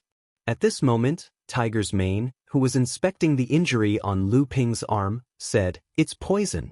His entire arm has turned black. It looks like he'll have to amputate it if he wants to stay alive." As he spoke, he raised his head to look at young Master Yang Chendong, who was watching everything unfold. Yang Chendong's eyes flashed with reluctance, but he quickly asked calmly, "Lu Ping, for your safety, your right arm has to be cut off to save your life." Lung Feng, who was called Lu Ping, was a very ordinary-looking young man. Judging from his looks, he was probably not even 20 years old. At this moment, due to the poison acting up, his head was covered in layers of cold sweat and his expression was one of extreme pain. However, when Yang Chendong asked him, he still replied in a clear voice, "Sixth young master, please do it. I'm not afraid of pain. It's just that I won't be able to be a proud member of the Lung Feng soldier in the future. It's not a problem. Even if you lose your right arm, you still have your left arm. You can still do many things. There are many positions in Crimson City that are suitable for you. As long as you're a talent, you won't be buried." After hearing these words, Yang Chendong endured the pain in his heart and stepped forward to pat Lu Ping's left shoulder. Then, with an extremely firm tone, he said to Tiger's Mane, "Do it. Do it quickly." "Young master, don't worry." Tiger's Mane's eyes were also a little red. After receiving the order, Beta Persei handed over a sharp short knife and a bowl of strong liquor. After receiving the white wine, Lu Ping tilted his head back and poured it into his mouth. Then, with a burst of force, he sprayed the highly concentrated white wine onto the short knife. Following the lifting and lowering of the blade, Lu Ping's right arm, which had already turned light black, neatly fell off from his shoulder. The other Lang Feng members hurriedly went forward and carried the unconscious Lu Ping to the back for treatment. Tiger's Mane, Beta Persei, Yang Wu, Yang Chendong, and Wu Yong were left in the side hall. "Young master, it's my fault. I didn't check thoroughly." Yang Wu, who had sent Wu Yong here, had already lowered his head. He had checked Wu Yong's entire body. Only his mouth was not touched because it was sealed shut by the people who sent him here. In the end, it almost caused a huge disaster. Remember, if something like this happens again in the future, remove your mouth. Yang Chendong waved his hand and waved the kneeling Yang Wu away. Then he strode forward and personally grabbed Wu Yong's chin and dislocated it. After doing all this, he personally reached out and removed the white cloth from Wu Yong's mouth. Then he said in a voice full of murderous intent, "You're very good. You dare to play tricks under the young master's nose. Unfortunately, you still didn't get what you wanted. On the contrary, in the following time, you'll understand what it means to beg for death but not be able to beg for life." Killing people was nothing more than a nod of the head. But this time, he had seriously injured one of the Lung Feng brothers. Hearing him say that he could no longer be the proud member of the Lung Feng team in the future, Yang Chendong felt his heart bleeding. This was far more painful than being cut by a knife. Since others made him suffer, of course he wouldn't let them have it easy. As for the matter of killing people being nothing more than a nod of the head, he directly threw it to the back of his mind. "Yang Wu, I'll leave this person to you. I can use any method to deal with him, but remember, he can't die so quickly. At least, he can't die before we've used up all of our methods, understand? Young master, don't worry. Yang Wu knows what to do. Wu Yong, whose eyes were already filled with fear, was dragged down. Perhaps he knew what kind of fate awaited him, but he actually struggled madly. At the same time, he looked at Yang Chendong as if there were thousands of words in his eyes. Perhaps he would say, "If you want to kill, then kill, let's have a good time," etc. However, Yang Chendong was no longer interested in listening to all of this. He only knew that this matter had angered him. If he didn't vent his anger, he was afraid that he would suffocate to death. Investigate? What's going on? Interrogate the people who sent him here as well. We need to get the results as soon as possible. Yang Chendong stood upright with his hands behind his back. When he spoke, a murderous aura naturally spread out with him as the center. Tiger's mane, Beta Persei, and Yang Wu at the side didn't dare to be negligent. They turned around and left. Soon, the two attendants of Qi Qing who had sent Wu Yong here were crying for their parents. After a while, Tiger's mane returned, but the news he brought back was not very good. Young master, those two people didn't know. When they saw Wu Yong, he was already tied up. Then Qi Qing arranged for them to send him here. No evidence. Yang Chendong nodded gently. Forget it. Since there's no evidence, then there's no need for evidence. Gather the men and follow me to the Qi residence to arrest him. When he said this, Yang Chendong's expression had already calmed down. For others, it was simply impossible to go to the local magistrate's residence to arrest someone without any evidence. However, when it came to Yang Chendong, everything became possible. As Lu Ping said, the members of the Cold Vanguard team should be proud. If such a proud person suffered a big loss, as the master, if he couldn't get back at them, then he wouldn't be able to lead them in the future. The Qi residence. The banquet continued. Perhaps it was because Hangzhou cuisine was originally relatively light, or perhaps it was because of Kuang Ye's presence, this banquet didn't have many toasts. For Qi Bushen, Kuang Ye's presence was already enough to explain everything. At least, everything else was secondary. Therefore, he didn't drink too much during the banquet. He only toasted Kuang Yi 3 times and that was it. The banquet wasn't lively, but just as it was about to end, it suddenly became lively. Suddenly, there was a commotion outside the Qi residence. Then, there was the sound of the main door crashing to the ground, followed by the sound of footsteps. What's going on? Qi Bushen, who was sitting in the banquet, heard the commotion outside and his eyes immediately darkened. The Minister of War was in his residence today. Who was so blind to make a scene? It was really embarrassing for him. When the housekeeper saw that his master was angry, he had already turned around and walked out. However, before he could figure out what was going on, he saw a black shadow appear in front of him. Then, he felt a pain in his stomach and was sent flying. With a plop, he flew 3 to 4 meters in the air and landed in the main hall where the banquet was being held. The commotion outside had already attracted everyone's attention. Suddenly, the housekeeper of the Qi residence was kicked back into the main hall. Out of instinct, Guan Ying and Tong Qiao both stood up from their seats. The guards behind them also drew their steel swords. Bang! A sudden gunshot rang out and hit the roof of the main hall. This shot caused the guards who wanted to rush out to stop in their tracks. Everyone was panicking at this moment, except for Kuang Yi who was still sitting in his seat. He only raised his head to look out the window the moment the gunshot was heard. The person who fired the shot was Yang Chendong. When the gunshot rang out, he had already strode into the banquet hall. At this moment his gaze met Kuang Ye's. Then, a smile appeared on his originally calm face. Lord Qi, I'm sorry to have disturbed your refined mood. It's just that I had no choice but to come here today because... He suddenly pointed his gun at Magistrate Qi Bushen, who was sitting at the host's seat. Because someone wanted to kill me and almost succeeded. I have no choice but to seek an explanation for this matter. Yang Chendong's sudden action caused the originally noisy hall to instantly quieten down. Qi Bushen, who had already stood up and wanted to criticize Yang Chendong, fell back into his chair with a plop. Then, his face turned pale and his expression changed drastically.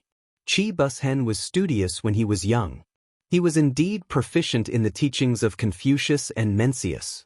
Usually, official words came out of his mouth as soon as he opened it. Occasionally, when he spoke about righteous matters, he would be impassioned and make people urinate. However, all of this was based on a theoretical foundation. When faced with a choice of life and death, his mind was already blank.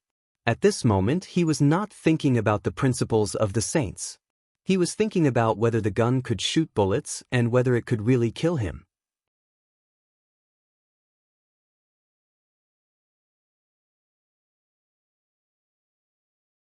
Chapter 343. Yang Chendong's action made Commander Tong Qiao, who was about to speak, swallow his words. Compared to the other guards, the Hangzhou City Guard was slightly higher. He had long heard of the Duke of Loyalty and Courage. He had heard that not long ago, Baiming's Minister of Justice, Yu Shiriwe, had been dragged down by this person and his entire clan had been implicated. Such a ruthless person was not someone a rank 3 general could afford to offend. Guan Ying, on the other hand, took a step forward when the atmosphere in the hall suddenly became heavy. When no one spoke, his expression didn't change. Duke of Loyalty and Courage? What are you doing? Please understand the situation. This is the southern Ming dynasty's Hangzhou, not Baiming's capital. It is also not your Yang family village or Chang family villa. Lord Qi is the prefect of Hangzhou and a rank 4 official personally appointed by the emperor. This duke did not say that I wanted to kill him, but his younger cousin wanted to plot against me.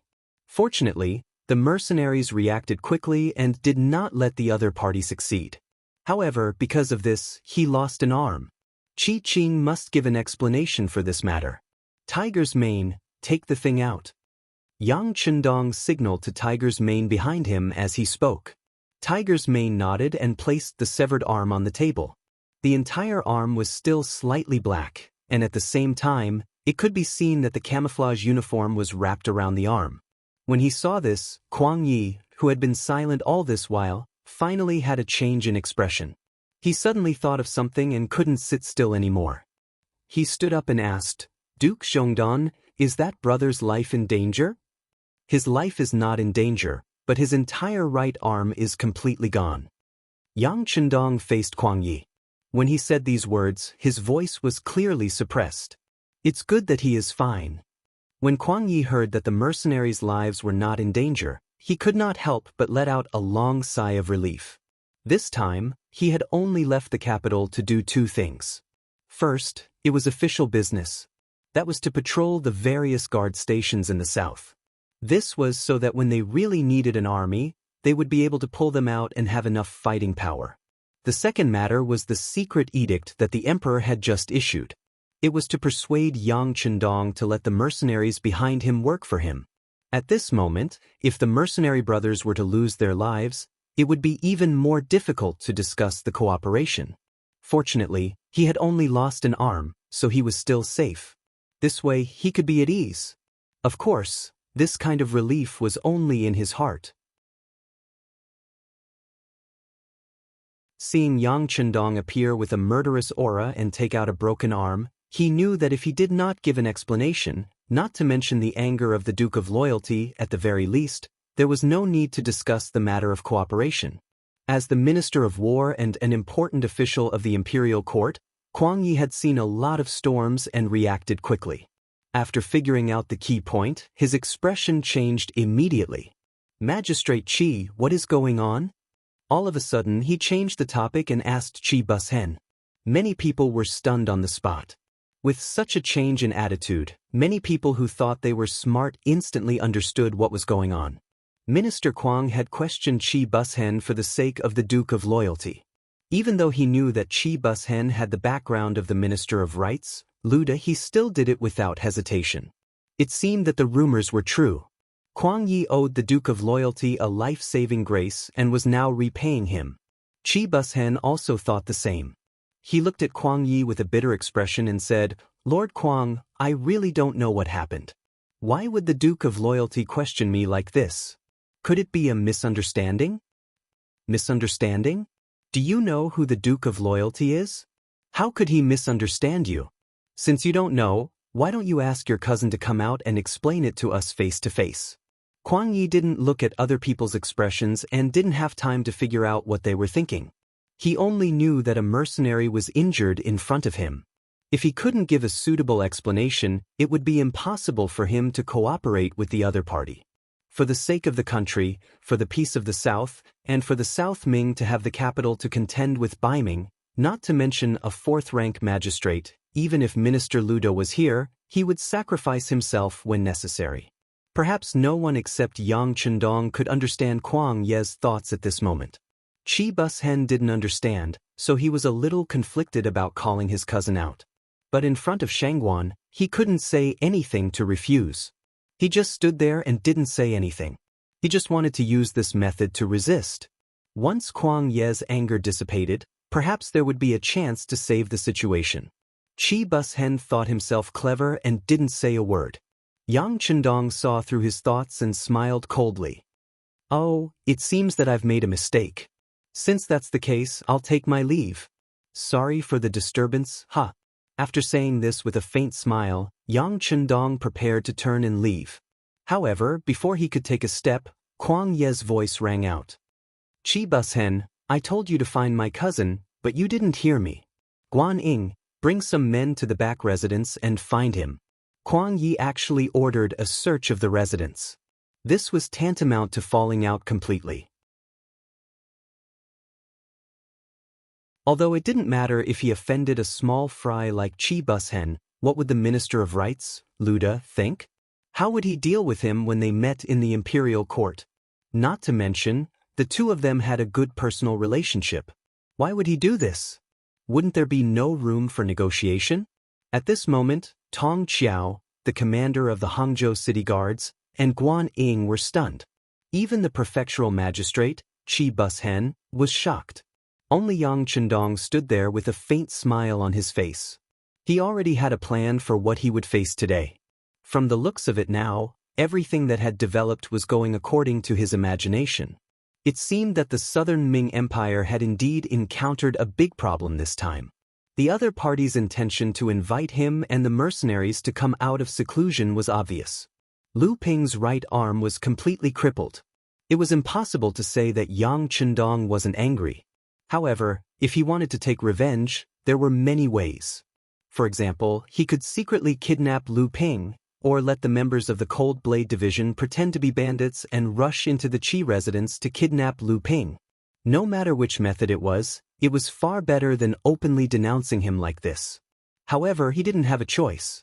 He wanted to see how Kwang Yi would deal with it and where his bottom line was. Only by probing him would he be able to make more practical demands in the negotiation process to satisfy Yang Xie's development. Kwang Ye's performance didn't disappoint Yang Chendong. At least he knew that the other party was sincere. Since this was the case, many things would be much easier to handle. Guan Ying, who was called out, didn't understand why Minister Kwang Yi was so angry. However, since it was an order as a subordinate, he had to obey. Immediately, he pointed at a few of his guards and led them to the backyard of the Qi residence. During this process, Chi Bushen really wanted to step forward and stop them, but when he saw the dark expression on Kwang Ye's face, Tong Qiao staring at him, and Yang Chendong standing there calmly, he didn't do anything to stop them. He had just tricked Tong Qiao and almost caused him to lose his official position. He must be holding a grudge in his heart. If he dared to openly disobey Kwang Ye's orders, Tong Qiao would be the first to jump out and teach him a lesson. It was also equivalent to performing well. The situation was stronger than the person. Not to mention the Duke of Loyal Courage, who was staring at him like a tiger watching its prey. That person had a flintlock in his hand. It was said that when he was angry, he even dealt with the Minister of Justice of the Northern Ming dynasty. Moreover, the Minister of Justice was the trusted aide of the Emperor. He was just a magistrate. How could he withstand it? Chi Bushen stood there tactfully and didn't speak. Time passed quietly like this. After a while, a roaring voice came from the backyard. What are you doing? Or you? Let me tell you, this is the Qi residence. I want to see my cousin, I want to see the magistrate. Don't shout, or I will teach you a lesson. As for the person you want to see, you will see him soon. Guan Ying's voice came from afar. Then Qi Qing, who was tied up, appeared in the front yard in front of everyone's eyes. Qi Qing's hair was disheveled and there was an obvious footprint on his chest. It was obvious that he had been kicked when he resisted just now. Normally, he wouldn't even dare to imagine such a thing. His cousin was the magistrate of Hangzhou. As the saying goes, even if you don't respect the monk, you still have to respect the Buddha. Who in Hangzhou would dare to treat him like this? But today, such a scene actually happened. He couldn't help but feel as if he was in a dream. When he entered the front yard and saw Qi Bushen, Qi Qing, who was known as the Hangzhou Divine Fist, cried bitterly and shouted as if he had been greatly wronged, "Cousin, save me, save me. Don't panic. I am the magistrate. I won't let anyone wrong you." At this moment, Qi Bushen had returned to his original official appearance. He finally understood what was going on. If he really allowed someone to take Qi Qing away in front of him, he wouldn't be able to keep his position as the magistrate anymore. If he couldn't even protect his family, who would be loyal to him?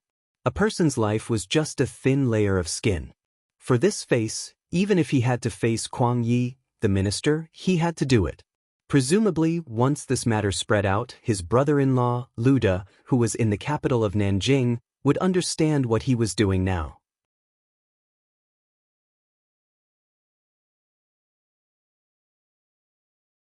Chapter 344. After comforting his cousin, Qi Bushen walked up to Yang Chendong and said, "Duke Zhongdan, this is my Qi mansion. What are you trying to do?" Bang. He was answered by a loud gunshot. It was just a gunshot, but it was so loud and sudden that it was completely out of Qi Bushen's expectations. He instinctively took 2 steps back, as if he was really afraid of being hit by the gun. Ha! Yang Chendong laughed heartily when he saw that Qi Bushen had been scared away by his spear. His gaze then landed on Qi Qing, who had been brought out. He spat out 5 words in a cold voice, "Bring him here." Among the mercenaries, a man whose expression had changed greatly was pushed out from the crowd. As soon as he appeared, he attracted everyone's attention, but he didn't have any self-awareness. He didn't even look at anyone. He just pointed at Qi Qing and said, "It's him." He teamed up with the second brother of the Blackwater gang, Wu Yong. He wanted to get close to the loyal duke and assassinate him. All of this was arranged by him. I was just following orders. The man who stood out was one of the 2 followers sent by Qi Qing.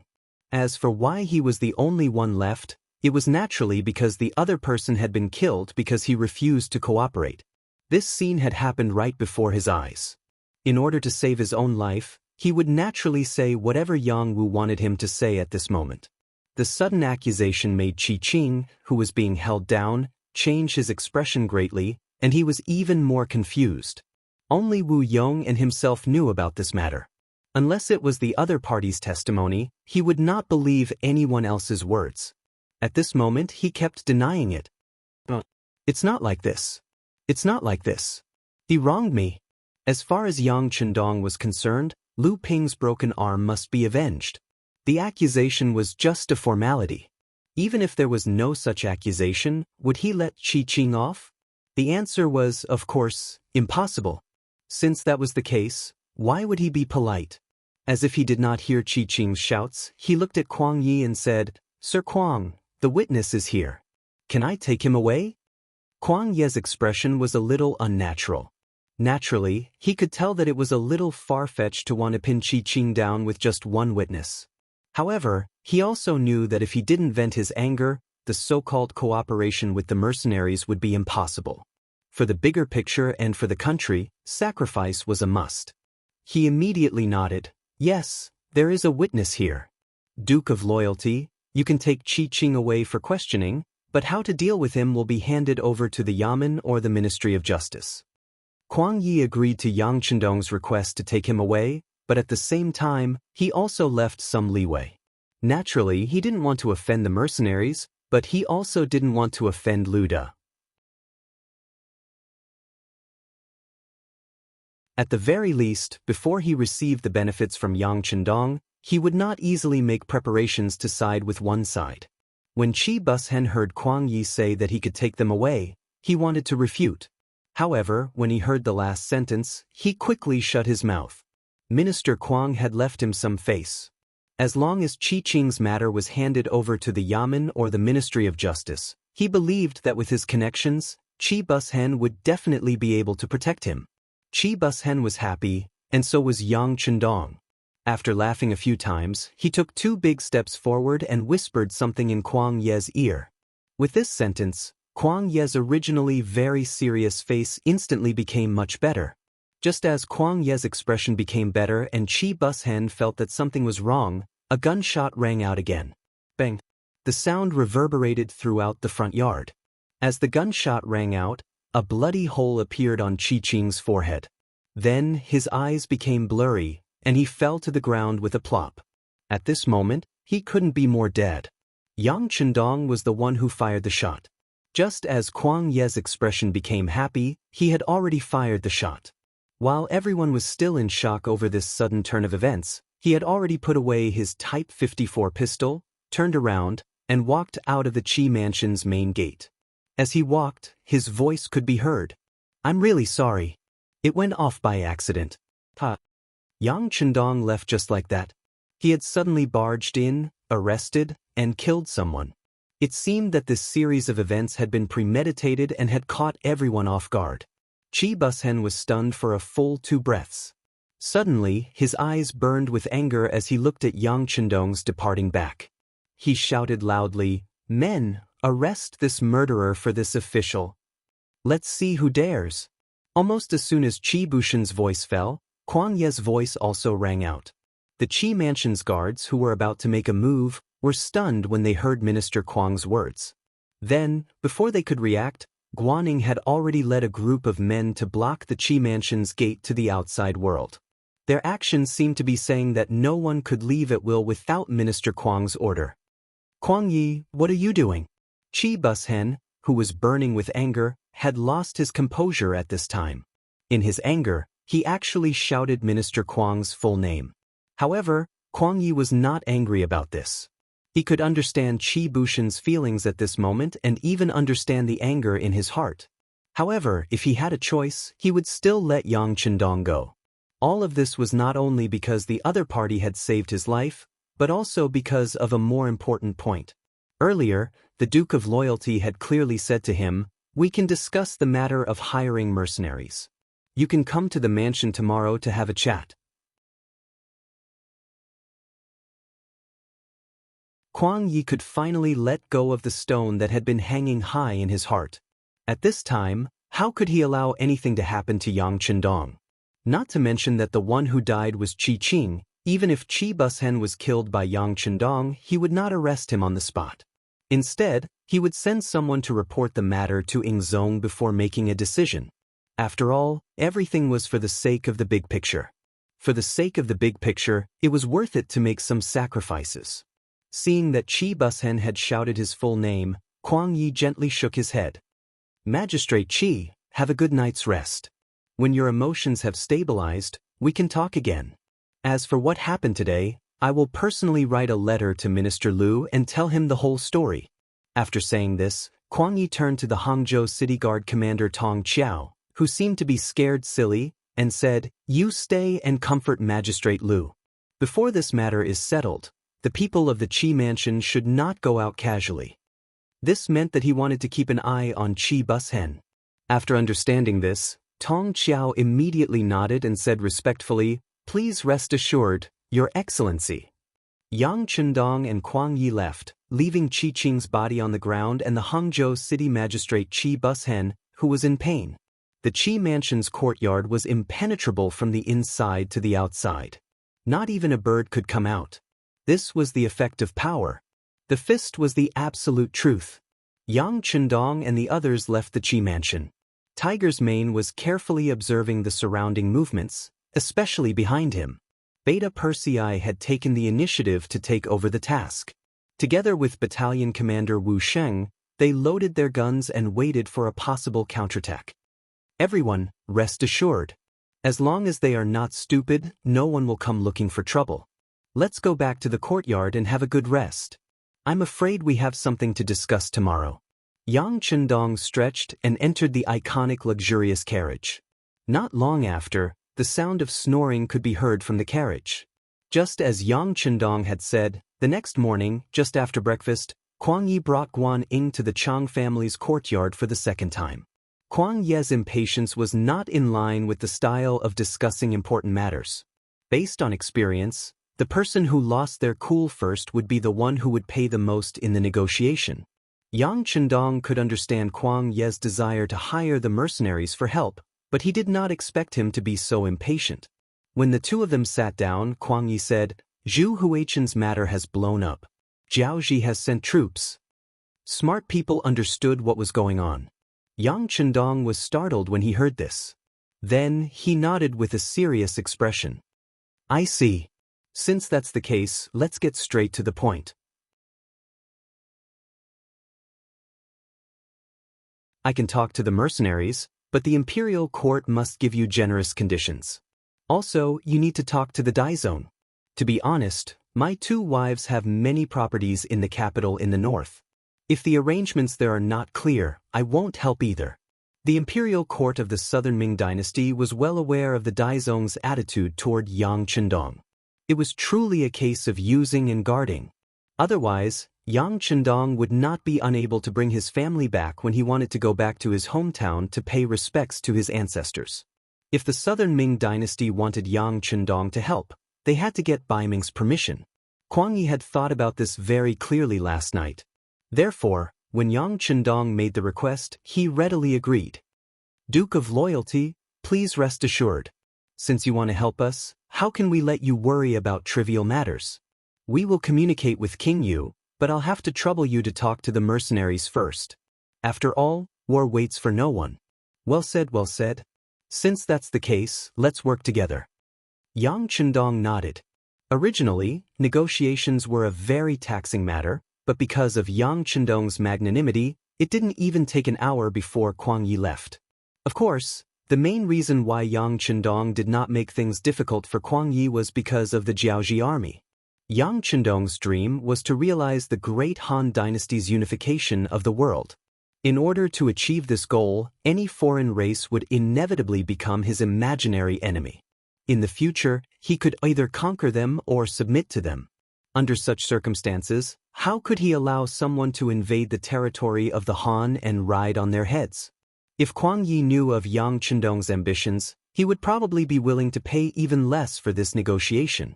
He did not know that Yang Chendong had never been soft-hearted when it came to foreign invasions. Even if he was not invited, he would find a way to stand out and help.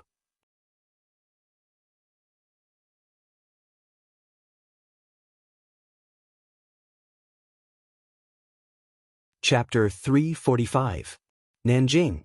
As the supporting capital of Great Ming, it was the earliest capital of Great Ming. Because of Tu Mu's defeat, Zhu Qizhen of Ying sect came here and built a new capital here. Speaking of which, Zhu Qizhen was the most special emperor of the Ming dynasty. He had set 3 records in his life. Firstly, he was the only emperor of the Ming dynasty who had been captured. In this life, due to Yang Chendong, he was lucky not to be captured. Secondly, he was the only emperor of the Ming dynasty. Daizong Zhu Qiu now addressed him as such. Thirdly, he was the only emperor of the Ming dynasty who had ascended the throne twice. When the South Ming was built, he still called himself Yingzong. He held another ascension ceremony and promoted officials. Furthermore, these records did not show that he was a great emperor. History didn't have a high opinion of him either.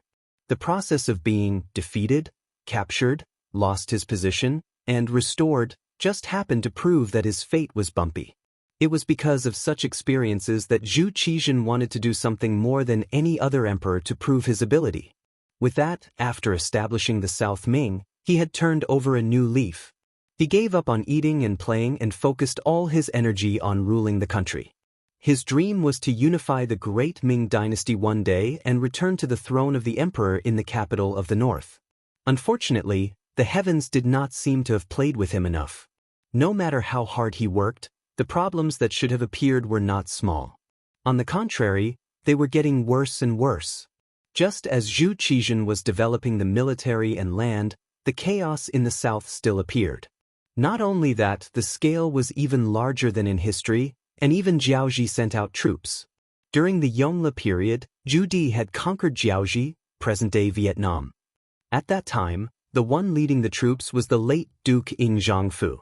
With the strength of the Ming army, they defeated them and established Jiaoji province. However, as the journey was too far, there were many things that could not be done. In 1431 AD, Jiaoji province was removed, and Li Li accepted the title of Ming dynasty and became the Anan king. This was a huge blow to the prestige of the central government toward the southwest chieftains. Following which, Shi Duo proved that the negative effects of Xuanda abandoning Jiaoji were long-term and fatal.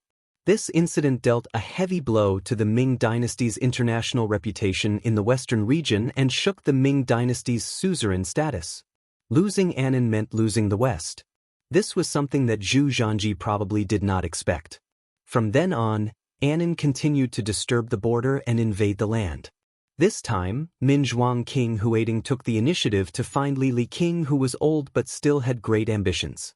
After promising him great benefits, they who were already restless finally moved out. Once Jiaoji enters the war, the Yunnan affair will only get bigger and bigger. Moreover, the chaos in Guangdong seems to be mutual, so the rear is bound to be in chaos. How was he going to make Zhu Qizhen focus on developing the nation's power and plotting Baiming to unify the country? Chaos meant that more people would suffer. Chaos meant that the emperor's imperial power would be shaken, which would inevitably be tainted by historians. Chaos meant that a rebellion would need to be quelled, which meant that a lot of money would have to be spent and a lot of troops would have to be mobilized. All of these were things that Zhu Qizhen didn't want to see, so he naturally had a headache because of this. At this time, Empress Qian suddenly suggested asking the Duke of Loyalty for help during the banquet. In her words, since this young Duke of Loyalty could even force back the elite Walla army, he should be able to solve the chaos in the south. Empress Qian said this because she heard the words of the eunuch beside her. However, no matter who she heard it from, she felt that it made sense and said it. This was exactly what Zhu Qizhen wanted. Zhu Qizhen, who was familiar with history books, had seen the deeds of many wise emperors. He found that they all had a common characteristic, which was that they knew how to use people and were good at using capable people. Without a doubt, Yang Chendong was a capable person. Other than his age being too young, whether it was his experience, background, or what he had done, it all proved that he was a useful talent. Such a great talent, but he couldn't be used by the southern Ming dynasty, which made him vexed. Fortunately, Prince Cheng, Zhu Qiyu, didn't seem to know how to use people. At least when it came to Yang Chendong, he didn't use the method of using him. Instead, he kept on guard until everyone in the world could see his intentions. This gave Zhu Qizhen a glimmer of hope. It could be said that the heavens were helping him. During the chaos in the south, the Duke of Loyalty, Yang Chendong, had to leave the capital to avoid the limelight because he overthrew the Minister of Justice, Yu Shiyue. At this moment he was in his own territory. How could he let go of such a heaven-sent opportunity? He immediately sent someone to inform the Minister of War, Kuang Yi, who was patrolling the various military guard stations, that he had to use Yang Chendong no matter what. As long as the other party's conditions were not too excessive, he could agree to them one by one. This led to the meeting between Kuang Yi and Yang Chendong in Hangzhou. Now, Minister Cheng had reported the details of his meeting with Yang Chendong, as well as the conditions that Yang Chendong had proposed. After Zhu Qizhen read it carefully twice, he had an idea. He called the Minister of Personnel, Chen Sun, Minister of Revenue, Wang Zhuo, Minister of Rights, Minister of Justice, Xiao Chua, Minister of Works, Shang Lu, and other important officials to the front of the palace for questioning. The ministers and important officials knelt first. After they rose, Zhu Qizhen said in a somewhat impatient voice, "Everyone, I wish to use Yang Chendong, the Duke of Loyalty, as a general to quell the chaos in the south. What do you all think?" There was no such thing as an airtight pants in the world, especially in the palace. Often, even a trivial matter would be infinitely magnified in the eyes of the officials. Needless to say, Kuang Yi had sent back a letter. It had passed through the hands of a few people to reach Zhu Qizhen. This news had long been leaked by outsiders. As officials favored by the emperor and relied on as important officials, which one of them had not experienced the ups and downs of the official world for decades? They had the ability to see through people's hearts. This time, the emperor had issued an edict, so they had gone through a lot on the way here. Now that they were asked by Zhu Qizhen, they all spoke in unison, "Your Majesty is wise." Seeing that no official came forward to stop him, Zhu Qizhen was overjoyed. He looked at the Minister of Rights, Lu De, and said, "Minister Lu, the Duke of Loyalty has made a request. He can lead the troops, but he needs Prince Cheng's approval. I want to let the Ministry of Rights do the work. How about it?" This official obeys. Lu De held the ceremonial tablet and walked out of the room. But who does Minister Lu want to send? Zhu Qizhen nodded with satisfaction. He already knew that Lu De's brother-in-law had been humiliated by Yang Chendong in Hangzhou. However, his thoughts were the same as Minister Kuang Ye's. As an emperor, he only cared about the overall situation and would not take such a small matter to heart. At most, he would give Qi Bushen an official position later. Lu De did not know what Zhu Qizhen was thinking, but at this moment, he said with a serious face, "Your Majesty, since it is such a big matter, this official thinks that we should send Assistant Minister Yang. This will make it more serious." The so-called Assistant Minister Yang was the left Assistant Minister of the Ministry of Rights, Yang Shan. Speaking of which, Yang Shan was one of the 9 officials saved by Yang Chendong. His original position was the left Assistant Minister of the Ministry of Rights. After he followed Yingzong to Nanjing, his position was restored and he was still the left Assistant Minister. Yang Shan used to be an official in the northern capital, so he knew the situation there very well. He was also a rank 3 official. Even if he went to the northern capital, he would have a high rank. It could be said that Lu De's arrangement was very suitable. Good. As per your request, let Yang Shan go to Prince Cheng's place to talk. Zhu Qizhen nodded with satisfaction. This person was exactly what he wanted, so he immediately agreed. The conversation between the monarch and the official ended quickly. After Zhu Qizhen left for the harem, several important ministers left the hall in 2s and 3s, heading out of the palace. Minister of Works Jiang Yuan and Lu De walked together. When he saw that there was no one around, he couldn't help but chuckle. "Minister Lu, good method. Yang Shan will be in trouble this time." "Sigh, why did Lord Jiang say that? This old man is wholeheartedly working for the country." Lu De's expression froze for a moment, then he shook his head and smiled. Clearly, he already knew that Jiang Yuan had seen through his little trick. Although it was a little trick, it was actually an overt scheme. As mentioned before, Lu De was the only minister of the 6 ministries who was from Nanjing. Because of this, he was a little special. This caused many people to look at him with envy and a trace of jealousy. Naturally, there were people who were unhappy. Among those who were unhappy, the most important one was the left Assistant Minister of the Ministry of Rights, Yang Shan. The left Assistant Minister was a rank 3 official and was only one step away from being a minister. However, it was often this step that many people couldn't reach in their lifetime. Not only did this require the emperor's favor, experience, ability, popularity, and luck. Yang Shan's luck seemed to be a bit worse. There was a Lu De above him, and he was not much older than him. Under such circumstances, it would be extremely difficult for him to stand out. Because it was difficult, it was difficult. Difficult did not mean that there was no hope at all. For example, as long as Lu De stepped down, his opportunity would naturally come. Because of this, whether Yang Shan did it intentionally or not, it was very difficult for him to walk the same path as Lu De. This caused the problem of internal consumption. Naturally, Lu De had noticed this long ago. However, he also knew that this Yang Shan was quite popular. In addition, he had walked out of the battlefield with Yingzong. It seemed that compared to others, he had a bit more friendship. This kind of person was not someone he could suppress or deal with as he wished. It had to be said that Lu De had some ability. He knew what the situation was, but he did not make it public. He just kept it in his heart and waited for the right opportunity to strike. Now, the opportunity had come. The emperor was going to send someone to Beiming to discuss some matters. Speaking of which, this was the first time that southern Beiming had come into contact with Beiming since it was established. Most likely, no one was confident in this matter, so he gave this task to Yang Shan. This seemed to be a matter of selecting talents, but wasn't it just making things difficult for him? This was because everyone could see that Zhu Qizhen did not want to pay too much and wanted to get things done. This task was not easy for anyone else.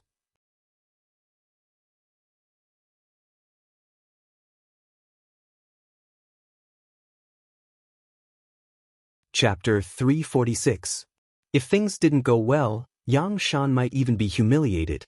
At that time, he would be able to openly attack this person. Of course, there was another reason for sending Yang Qindong. It was to make things difficult for Yang Qindong. Didn't this person slap his wife's brother's face in Hang Province? Now, he sent Yang Qindong, who had a relatively straightforward personality, to handle this matter. If this failed, Dai Zong, who was already a thorn in Emperor Dai Zong's side, would have an even harder time. This was also why Jiang Yuan said that he had some tricks up his sleeves. Regarding this, Lu De did not explain. He only chuckled and let it go. Lu De made his move and the job fell into Yang Shan's hands. When the imperial edict was issued, he was in a difficult position at home. Normally, to become an official of the Ministry of Rights, one had a good temper and was eloquent. Yang Shan was good at speaking, but his personality was a little too honest. To be specific, he was a little too frank. His personality was rare among diplomats, so it was easy for him to offend some people at work.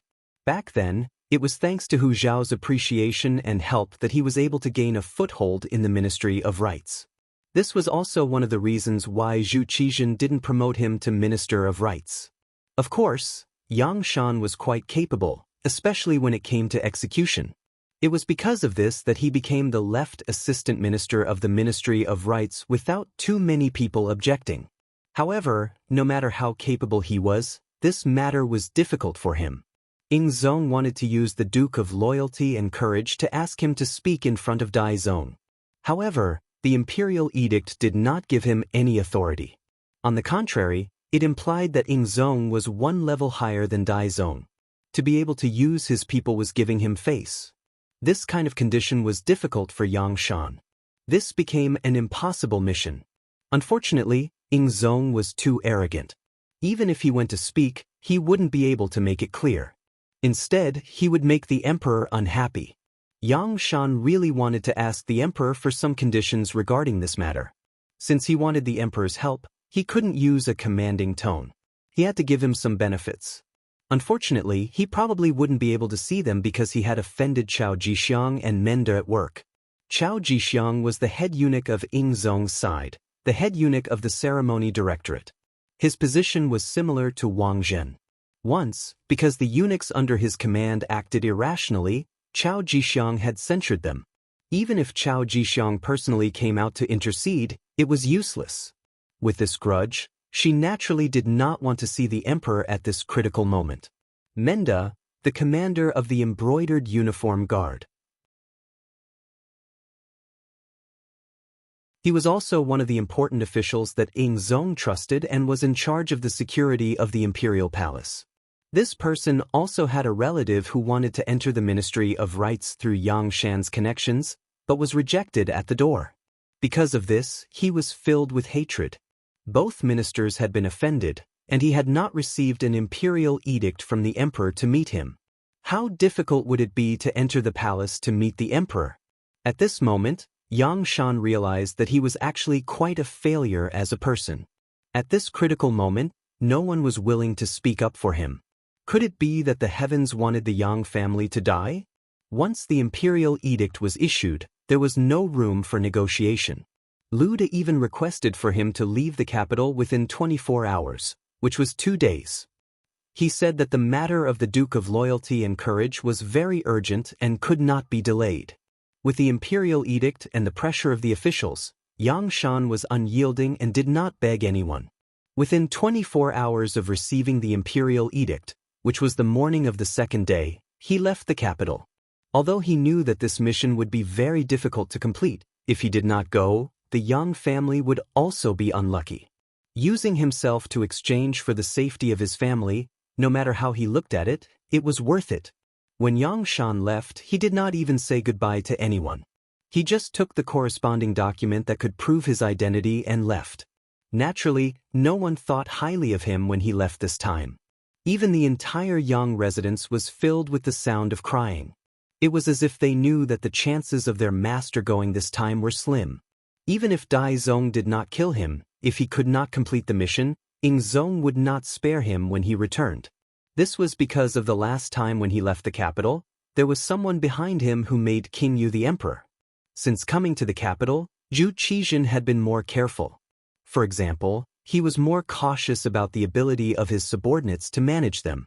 For a third-rank official like Yang Shan in the capital, there were naturally hidden sentries of the embroidered uniform guards around the residence. Normally, they would keep an eye on everything here. Once they discovered any abnormal movements, they would immediately respond to them.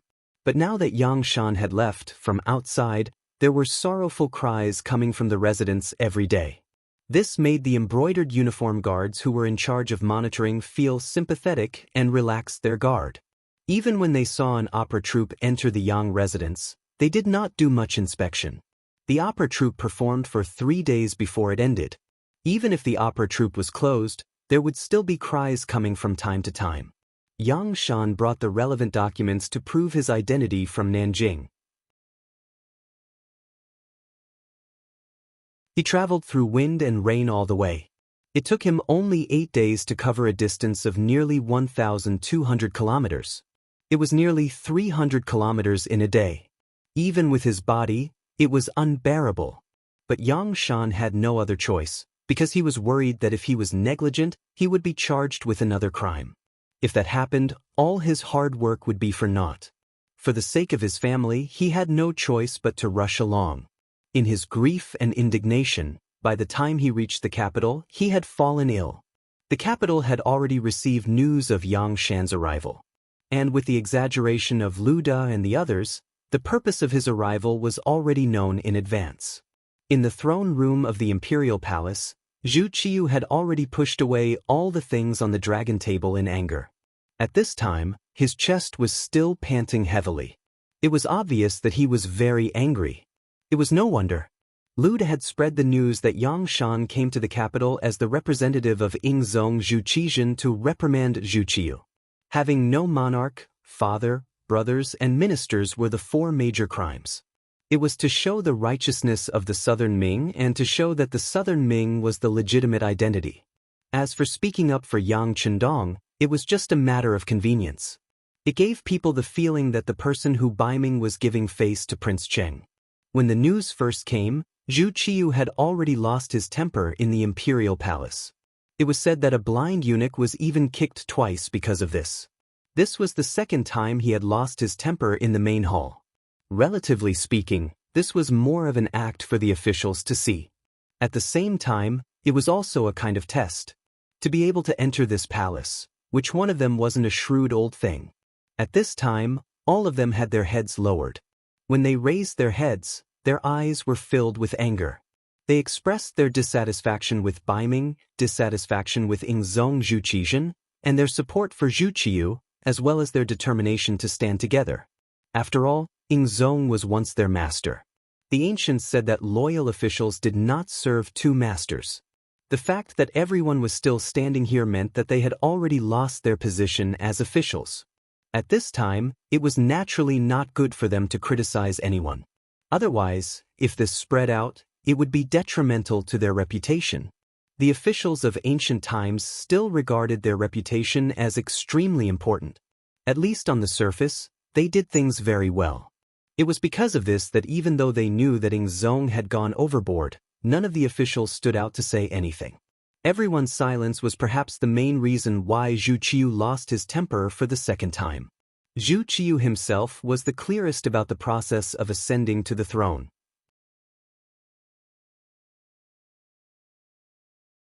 It was an extraordinary act in extraordinary times. It was because of this that he was even more worried that things would repeat themselves. If these officials overthrew him like how they had pushed him to become the emperor, what should he do? At that time, it might be impossible for him to return to being Prince Cheng. He was afraid, so he needed his officials to express their loyalty. Only then could he feel more at ease. Otherwise, if there was really a day when he went up against Zhu Qizhen, who knew if there would be someone behind him who would stab him in the back? One side was probing, while the other side was thinking about their own reputation. This formed a kind of invisible confrontation, just like now. No one spoke, and an awkward atmosphere naturally arose. What? Don't you have anything to say? The atmosphere in the throne room was very quiet. Finally, the young Zhu Qiyu, who was wearing an imperial robe with a golden dragon, could not hold himself back and took the initiative to speak. However, there was a trace of anger in his voice. The emperor was angry, and the officials were nervous. However, they were only nervous. It was not to the extent of being afraid. This time, it was not just one person who did not express their opinion. Instead, all the smart people did so. With the mentality that the law could not punish the majority, what was there to be afraid of? This was the so-called, the law could not punish the majority. Even if you were the emperor, there was nothing you could do if the people below didn't say anything. Some people would say, isn't the emperor the most powerful? If they don't listen, you can just kill them. However, if you really did this, all the officials would be in danger. Who would dare to work for you? Your country would naturally be unstable. After questioning, there was still no one speaking. The angry Zhu Qiyu decided to call out names. He wanted to force everyone to express their opinions. Although this method would lose the emperor's face, in order to stabilize his position, he could not care less. His gaze swept over the officials. The first person he saw was the Minister of Rights, Hu Shao. Speaking of which, Hu Shao was the oldest among the officials. He had also been an official for the longest time. He had served many emperors of the Great Ming Dynasty. At the same time as the Minister of Rights, his attitude was extremely important. Zhu Qiyu looked at Hu Shao and said, "Beloved official Hu, why don't you speak first? What is the difference between the Southern and Beiming dynasties? Who is the true orthodox?" Suddenly being called out, Hu Shao, who was holding a ceremonial tablet and wearing official robes, trembled slightly. There was a struggle and hesitation on his face, but he did not know what to say.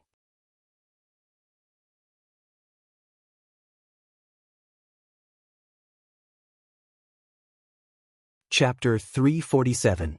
He had long received the news that Yang Shan had come to the capital as the representative of the Ying sect. He was even one step ahead of the imperial court and knew more inside information. But it was precisely because of this that he was in a difficult position. He did not even accept the suggestion given to him by a certain person. In his view, if he did that, he could not be called a truly loyal official. Perhaps his existence would be tarnished in the history books. The moment he decided not to accept that person's suggestion, Hu Shao was already prepared to be struck by the emperor's anger. However, even at this point he was still unwilling. He was unwilling to be the first person to be called out. Zhu Qiyu asked bluntly. He chose Hu Shao as his first target. The other courtiers held their breaths as they watched this scene with rapt attention. Everyone knew that the emperor was going to make an example out of someone. Unless you directly stated your position, there would not be a good result. But they did not know how Zhu Qiyu would deal with it. After all, minister who was an old official of several dynasties. More importantly, he had a granddaughter. His son-in-law was the Duke of Loyalty and Courage. He was an outstanding person. Not long ago, he overthrew the Minister of Justice, Yu Shiyue, in a fit of anger. He was also a person favored by the emperor, but he did not protect him. Such a Duke of Loyalty and Courage was not as simple as a title. He was a truly capable person. But the emperor still made an example out of Hu Shao. It could be seen that this time, he was serious. The other officials watched how Hu Shao was going to answer himself and how Zhu Qiyu was going to deal with it. They were also thinking about how to deal with it when they were called out next. Hu Shao was still standing there in silence.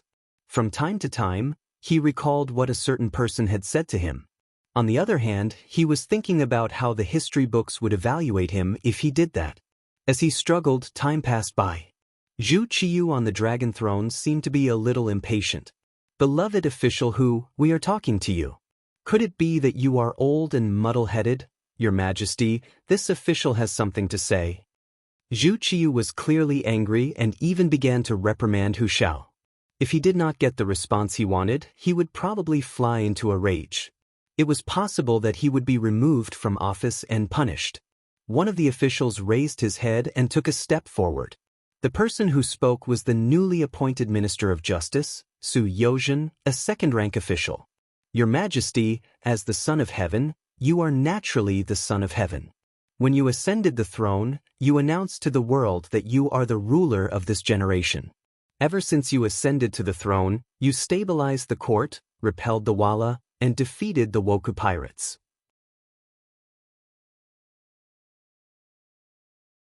You brought peace to the Northern Territory, and these actions only serve to show that you are a true dragon, the Son of Heaven. On the other hand, the retired emperor, who received the emperor's grace, did not pursue the matter of Tumu's fiasco. After settling down in Nanjing, he did not achieve even an inch of merit. On the contrary, he caused the southern imperial families Wangye and common people to rebel one after another, resulting in the common people having no way to make a living. With this kind of conduct, how could he face the common people of the world? At this time, he actually sent someone to reprimand Your Majesty. This is truly laughable, extremely laughable. After Su Yozhen finished speaking, she actually laughed 3 times in front of the court officials. However, these 3 sounds had their own reasons. The first laugh was because of the emperor's lack of self-confidence. Since he had already become the emperor, how could he be afraid of others saying that he was not the legitimate emperor?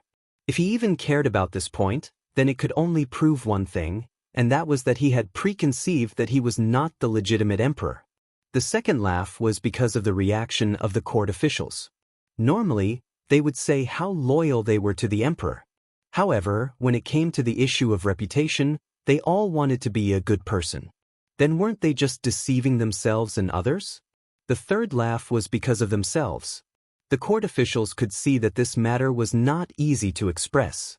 If they did not handle it well, they would be condemned in the history books. However, even though they knew this, they still stood up. They really had their own difficulties. The news from the Duke of Loyalty, Yang Chendong, arrived a bit earlier than the official news from the court. At the same time, a letter arrived. The letter explained in detail what might happen in the Northern Ming Dynasty and what Su Yozhen should do if she was willing to do so. In the letter, Yang Chendong did not ask Su Yozhen to do anything. However, with this letter in hand, how could he dare to neglect it? On the surface, the relationship between the two was extremely bad. It could even be said that they were enemies. However, all of this was just a cover. Su Yozhen was able to become the head of the Ministry of Works from a small imperial censor. It was all the result of Yang Chendong's secret operations. If all of this was made public, with Zhu Qiyu's personality, he would definitely not forgive him. At that time, he would lose everything he had, even his life. He had to listen to Yang Chendong's orders. If he did as he was told, he would become an evil person who was not loyal to the emperor. How to choose was truly a difficult choice. Because of this difficult situation, when Zhu Qiyu called everyone into the hall, he did not immediately express his attitude. He was still thinking about whether or not he could muddle through. He did not expect that the emperor would call out Minister Hu Ming's name. At this moment, he was pushed into a very awkward situation. Hu Ming was the grandfather of Yang Chendong's legal wife, Hu Yan. At this moment, he was going to Jianing Prefecture to worship the ancestors. If he watched Hu Pa get into trouble and didn't save her, who knew what this young but bold loyal guild member would do? He was afraid that he would not have a good ending. If he stuck out his head, he would be stabbed. If he retracted his head, he would still be stabbed. However, if he stuck out his head, he would be able to live well. Not only would he be able to report to Yang Chendong, but he would also be able to express goodwill to the emperor. There was no need to hesitate about what to choose. Thus, Su Yozhen stepped out. He used this method to raise Zhu Qiyu up high. At the same time, he also stepped on Zhu Qizhen, who he had previously called the emperor, and degraded him to be worthless. Perhaps some of Su Yozhen's words were true, while some were slightly exaggerated. But the most important thing was his attitude. He actually took that step and spoke badly of Yingzong in front of everyone. This was not something a loyal official should do. For a time, everyone looked at Su Yozhen with different expressions. Some were shocked, some were angry, some were shameless, some were disdainful, some were envious, and so on. No matter how others looked at Su Yozhen, Zhu Qiu was happy at this moment. Originally, when he saw that everyone did not speak, he was angry. In order to prevent everyone from two-timing, he decided to call out their names one by one and force them to express their views. In Zhu Qiu's view, if these officials did not express their views, then they were disloyal and even hoped that Zhu Qizhen would come back. If that was the case, then at that time, these people would become Yingzong's officials again and could continue to enjoy the glory and wealth. If that was really the case, one could imagine how many officials would be willing to fight to the death for Zhu Qizhen if there really came a day when they had to face him head-on. What were his chances of winning? Forced by this, he had to use this matter to force the officials to express their views. The reality was the same as the worst result he had imagined. Everyone was silent. On the surface, they looked like loyal officials, but in reality, they just wanted to benefit from both sides. In his anger, he wanted to make an example out of Hu Shao. It was because this person was a powerful official with great influence that he became the monkey to warn the others. At this moment, Su Yozhen's sudden words eased the originally heavy atmosphere. It was as if he had seen the light in the dark night. Zhu Qiu was happy. Beloved official Su understands the world. Your words are reasonable. Zhu Qiu was so happy that he called out Su Yozhen's name twice. Lord Su's words are reasonable. You have spoken my thoughts. The head eunuch standing next to Zhu Qiu, Jin Ying, quickly supported Su Yozhen. Jin Ying was different from the other important officials. As a eunuch, he had to rely on the emperor for what kind of life he could live. If something happened to Dai Zong, he would not benefit no matter what. Since that was the case, he had no choice but to walk down this path. However, the other officials did not speak. As a eunuch, if he took the lead to express his opinion, it would not be reasonable. That was why he had been suppressing himself and coldly watching the other officials' reactions. Now that Su Yozhen had stood up and said the words that Zhu Qiu wanted to hear the most, he immediately made his position clear. Following Jin Ying's statement, the other officials also said in unison, Lord Su's words are reasonable. You have spoken my thoughts. Ha, good. The sudden change in the situation made Zhu Qiu very happy. Although he knew that some people had to say something against their will because of the situation, no matter what, he had at least won this battle on the surface. And the key to this victory was Su Yozhen. Thinking that this person was so considerate of him, he was a true loyal official. The more he looked at him, the more pleasing he was to the eye. If it wasn't for the fact that he didn't want his table manners to be too unsightly, he was afraid that he would have added Su Yozhen as the grand tutor of the crown prince, which was equivalent to a first-class official. Official Su, hear the decree. I order you and the Ministry of Rights to be responsible for receiving Yangshan and raising the prestige of our country. Zhu Qiu's voice rang out in the court.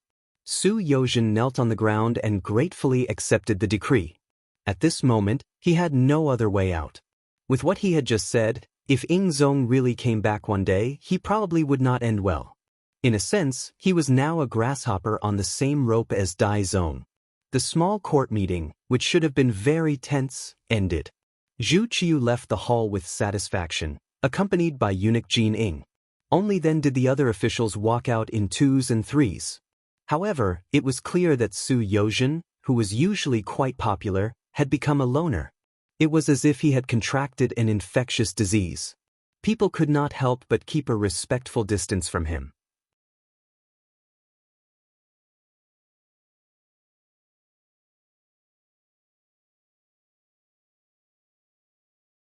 Chapter 348. The Minister of Rights, Hu Shao, pondered for a moment, then strode over to Su Yozhen's side. Many officials saw this, but they all had understanding expressions. After all, if Su Yozhen had not taken the initiative to stand up, Hu Shao would not have been able to be an official of the same court as them. Minister Hu. After seeing Hu Shao walk over, Su Yozhen's expression was respectful, and his head was slightly lowered. It was clear that this was not because Hu Shao's status or position was higher than his, but because it was sincere respect from the bottom of his heart.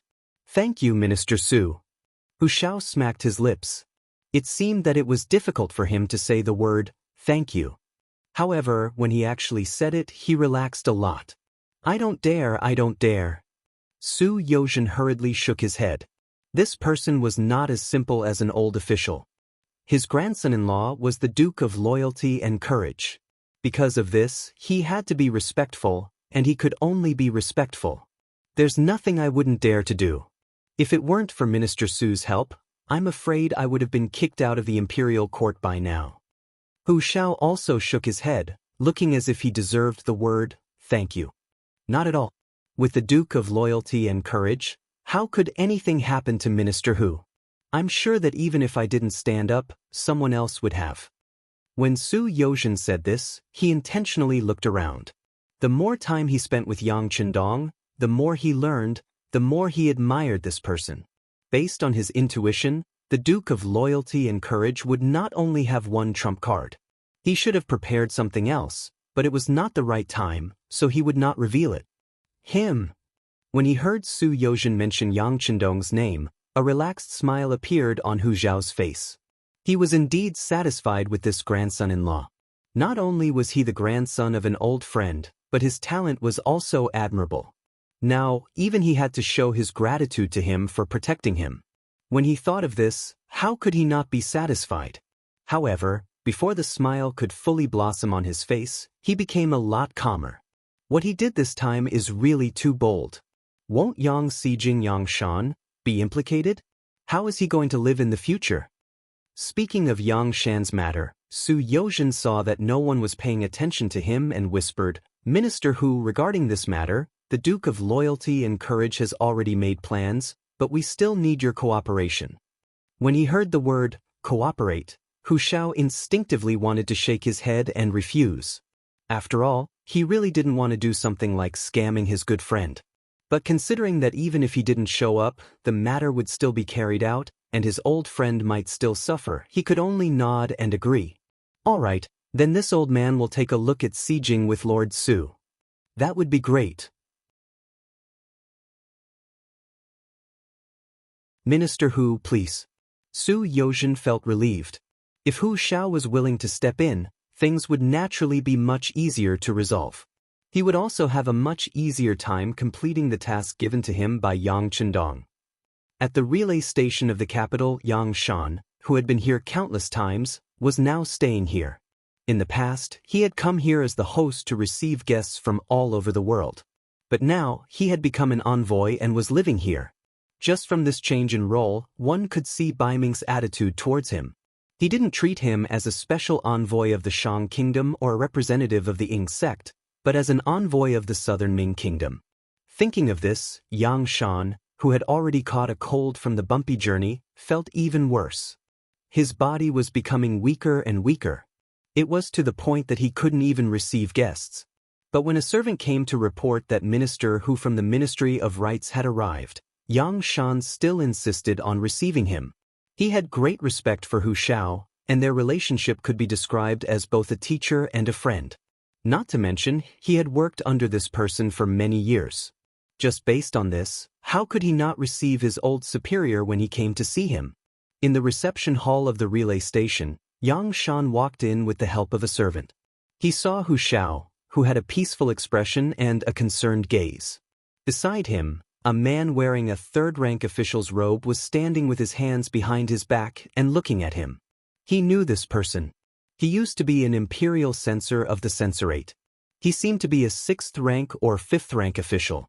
Who would have thought that in such a short time, he would be like him, a third-rank official? Sighing in his heart, Yang Shan cupped his fists and said to Hu Shao, Minister, it's been a long time. Xijing, are you okay with your body? Seeing that Yang Shan's complexion wasn't too good, Hu Shao took a step forward and gently held his arm as he asked with concern. "Thank you for your concern, Minister. I'm fine, I'm fine." Cough, cough, cough. After coughing a few times, Yang Shan's face turned green. Take a seat, take a seat." Hu Shao couldn't bear to see him like this. He pulled Yang Shan's arm to a chair and slowly sat down. "Thank you for your concern, Minister." After sitting down, Yang Shan's breathing seemed to be smoother, and he spoke with more confidence. Only when he looked at Hu Shao, his face was still full of hope. One could imagine how he was feeling at this moment. Ever since the Battle of Tuma Castle, the two of them had not seen each other for nearly 2 years. Who would have thought that when they met again, they would be serving different masters? Speaking of serving different masters, Yang Shan couldn't help but think of his mission this time. The joy of meeting his old friend was diluted a lot at once. "Minister, I'm here with a mission this time, but I wonder what Prince Cheng's attitude is?" "There's no Prince Cheng here. There's only the acting emperor." A voice suddenly sounded out. Needless to say, the person who spoke was naturally Su Yozhen, who had been silent all this time. Yang Shan's face turned ghastly pale when he heard that. Fortunately, Hu Shao was here. He was the link between the two sides. Once the situation turned bad, he became a lubricant. Therefore, when he saw Yang Shan's expression, he immediately said, "Sijing, this is Lord Su Yozhen. He is now the left assistant minister of the Ministry of Works. He is also an important official who was personally appointed by the acting emperor to receive you. If you have anything to say, you can talk to him." Yang Shan, who was about to reprimand Su Yozhen, frowned when he heard this.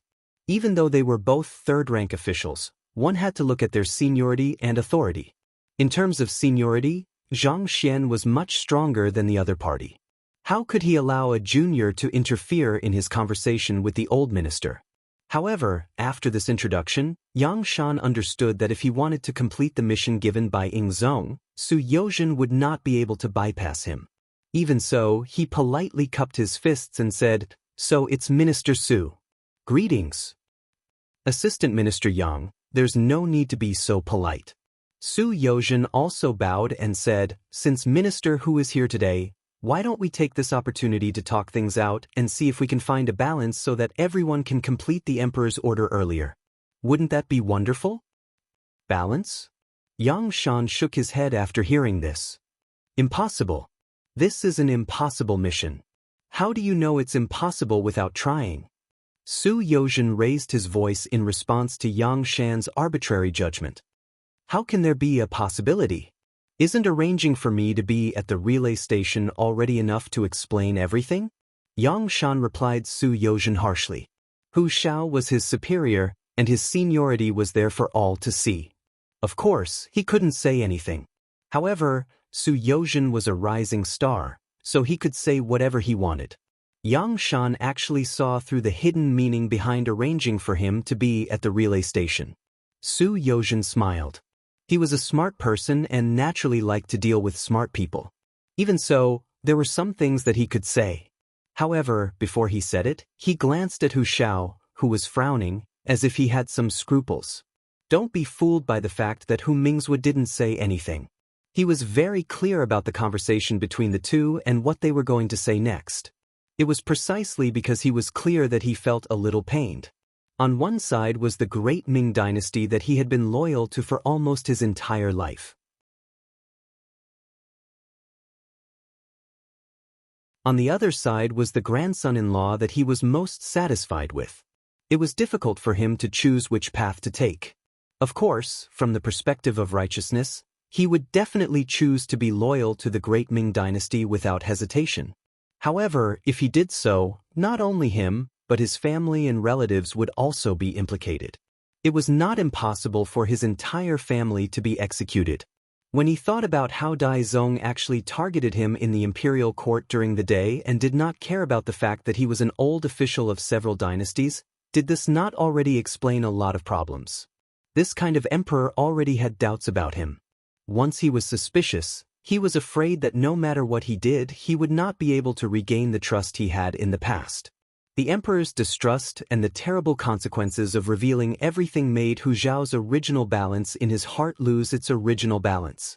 When he noticed Su Yozhen's gaze staring at him, he finally made a decision. That was to not help either side and observe the situation first. Although he said that he would not help either side from the fact that he knew some of the truth and did not report it, he had already begun to lean towards the loyal Duke Yang Qindong in his heart. You guys talk first, I'll go out to get some fresh air. Hu Xiao got up and casually found a reason to leave, leaving Yang Shan, who was sitting on the chair, feeling puzzled. However, before he could ask anything, Su Yozhen's voice sounded, "Minister who is old, it's good to go out to get some fresh air. However, I don't know if official Yang also wants to go out to get some fresh air. You have to know that what I'm going to say next is very important. I'm afraid it will scare you."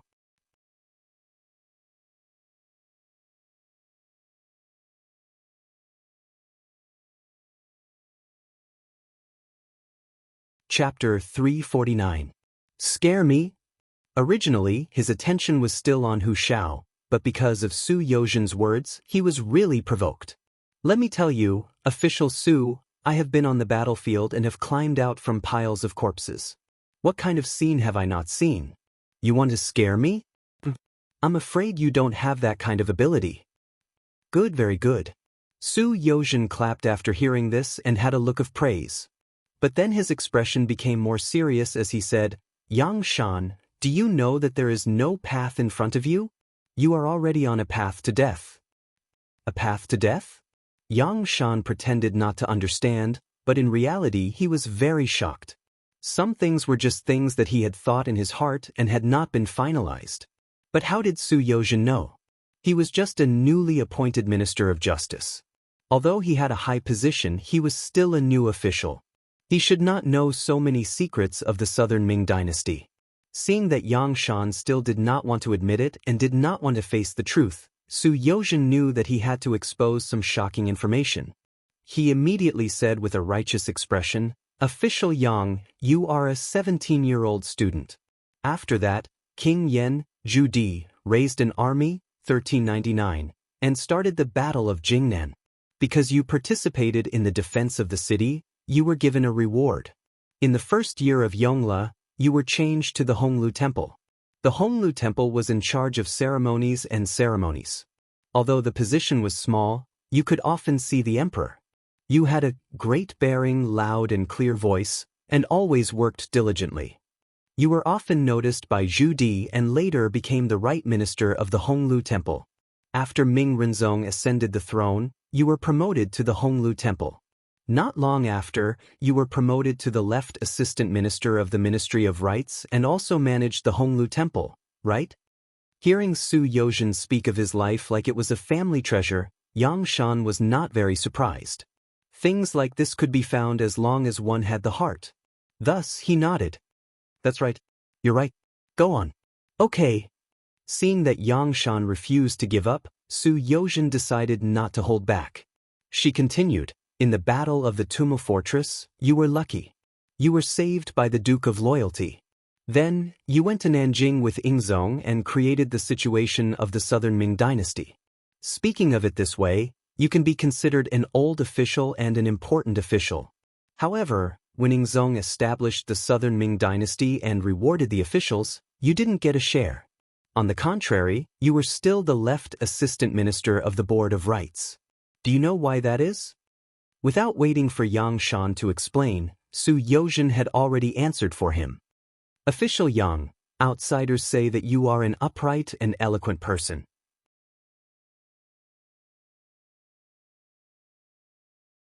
But in fact, you have your own bottom line. Because of this bottom line, you didn't choose to become a river of mud like most officials. Instead, you fell in love with the lotus flower and used the method of growing out of the mud without being stained. It is also because you scrupulously abide by your own bottom line and are unwilling to use power for profit that Ingzong did not choose you as the minister of a department. The minister of a department not only needs to be able to do things, but also needs to know how to do things. However, you only know the former. As for the latter, because of your bottom line, you have offended many people. If Ingzong really handed the Ministry of Rites to you, I'm afraid it would quickly cause chaos. That would be the biggest mistake. Not to mention, because of your unnecessary straightforwardness, you have offended Ingzong's close officials, Chao Jixiang and Menda. Then, because of your ability, you have threatened your superior, Minister Luda. After being an official for so many years, you can actually make enemies everywhere and force yourself into a dead end. To be honest, it is really admirable. Su Yozhen's words seemed to have come to an end, but it had already shocked Yang Shan quite a bit. After being an official for so many years, it wasn't that he had never thought about why he couldn't go further and become the minister of the Board of Rights from the left assistant minister. But every time he was so close to succeeding. However, that position seemed so far away, yet so close at the same time. Every time he had hope, he would be met with disappointment. Finally, one day Yang Shan thought it through. It was probably because of his bottom line that he wasn't willing to turn a blind eye to things that others didn't like. That was why he couldn't be handed over to him. However, even if he realized this point, it was easy to change mountains and rivers, but difficult to change one's nature. How could Yang Shan be so easily changed? It was just that this was something that he had thought about for many years. Now that Su Yozhen had so casually pointed it out, how could he not be surprised?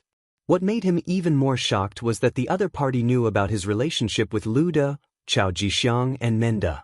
This kind of thing wasn't something that could be understood just because someone wanted to. That person had to be very familiar with him. Could it be that this Su Yozhen had long noticed him and even collected information about him from various sources? The shock in his eyes lasted for a while. Then, Yang Shan painfully shook his head.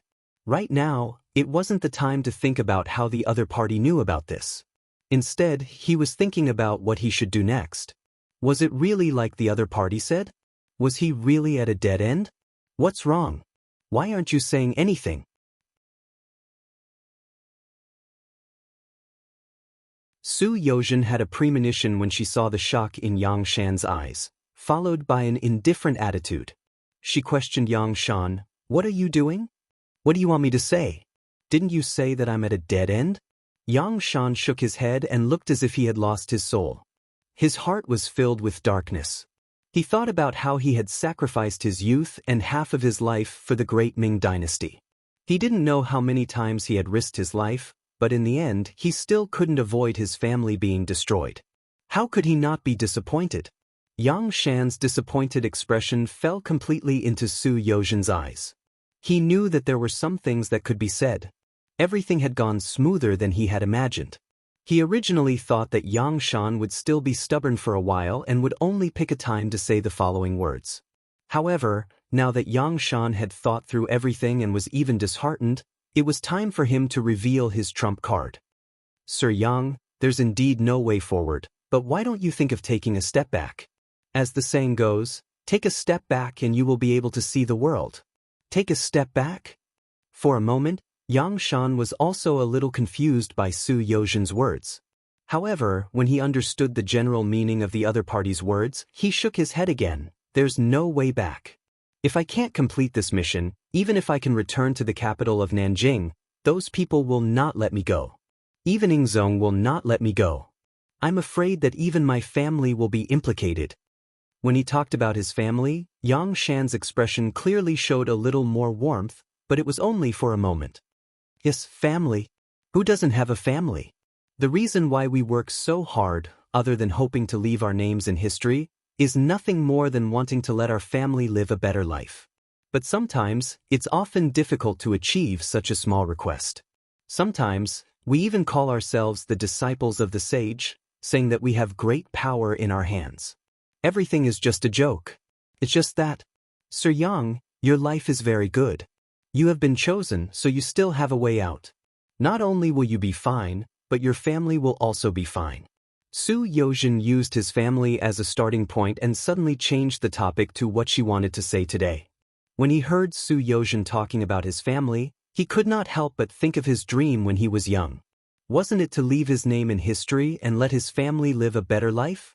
Just as he was thinking about Fei Fei's words, the tone of the conversation suddenly changed to the matter of someone taking a fancy to him. This caused his mind to slow down for a moment, and even his thoughts seemed to have stopped. He needed to slowly digest the content of the words. After what seemed like a breath, or a dozen breaths, or a dozen breaths, Yang Shan suddenly raised his head. Sir Su, what did you say just now? I said that someone has chosen you and he will give you a way out, and you may even have a bright future in the future. However, right now, you need to bear some things and I don't know if you are willing to do so. Su Yozhen's eyes were fixed on Yang Shan, waiting for his answer. Give me a way to live? What do I need to do? Yang Shan still didn't quite understand, but he roughly knew that other than death, there was still a path to choose from. That was enough. What you need to do is very simple, you just need to. As the saying goes, the walls have ears. Even though there were only the two of them left in the room, Su Yozhen still used the method of whispering when she talked about what was going to happen next. This showed how important this matter was. Yang Shan pricked up his ears to listen, but after a while, his expression changed greatly, and he became agitated. It was unknown whether this agitation was due to anger or happiness, but in short, his face was a little red. Sir Yang, don't be too agitated. You still have time, but not much time. How about this? The letter written by your wife should be arriving soon. When the time comes, you can make your own decision. For now, you should have a good rest. Forgive me for being blunt, but no matter what a person wants to do, whether it is good or bad, they must first have a good body, Su Yozhen left, leaving Yang Shan alone in the chair, somewhat absent-minded. At this moment his mind was filled with many thoughts, many. Hu Shao had already left long ago. He had probably guessed what was going to happen, and it was not suitable for him to stay in this place. After leaving the relay station, Hu Shao had become a lot more taciturn. He had already sensed something, but it was not clear.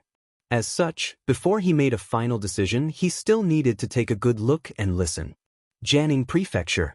He had been gone for 2 years, and when Yang Chendong returned, he had already changed his identity and became the Duke of Loyalty of the Great Ming Dynasty. It was said that both the North the Arch, Zhu Qiyu, and the South the Arch, Zhu Qizhen, thought highly of him and had a deep friendship with him. You're tuning in to the Passion Pages YouTube channel. We're so grateful for your support, and don't forget to subscribe to join us on this incredible journey through captivating stories. Your generosity through donations truly makes a world of difference, as it's the primary source of revenue that allows me to expand and enhance this channel for you. Thank you from the bottom of my heart for being a part of this adventure.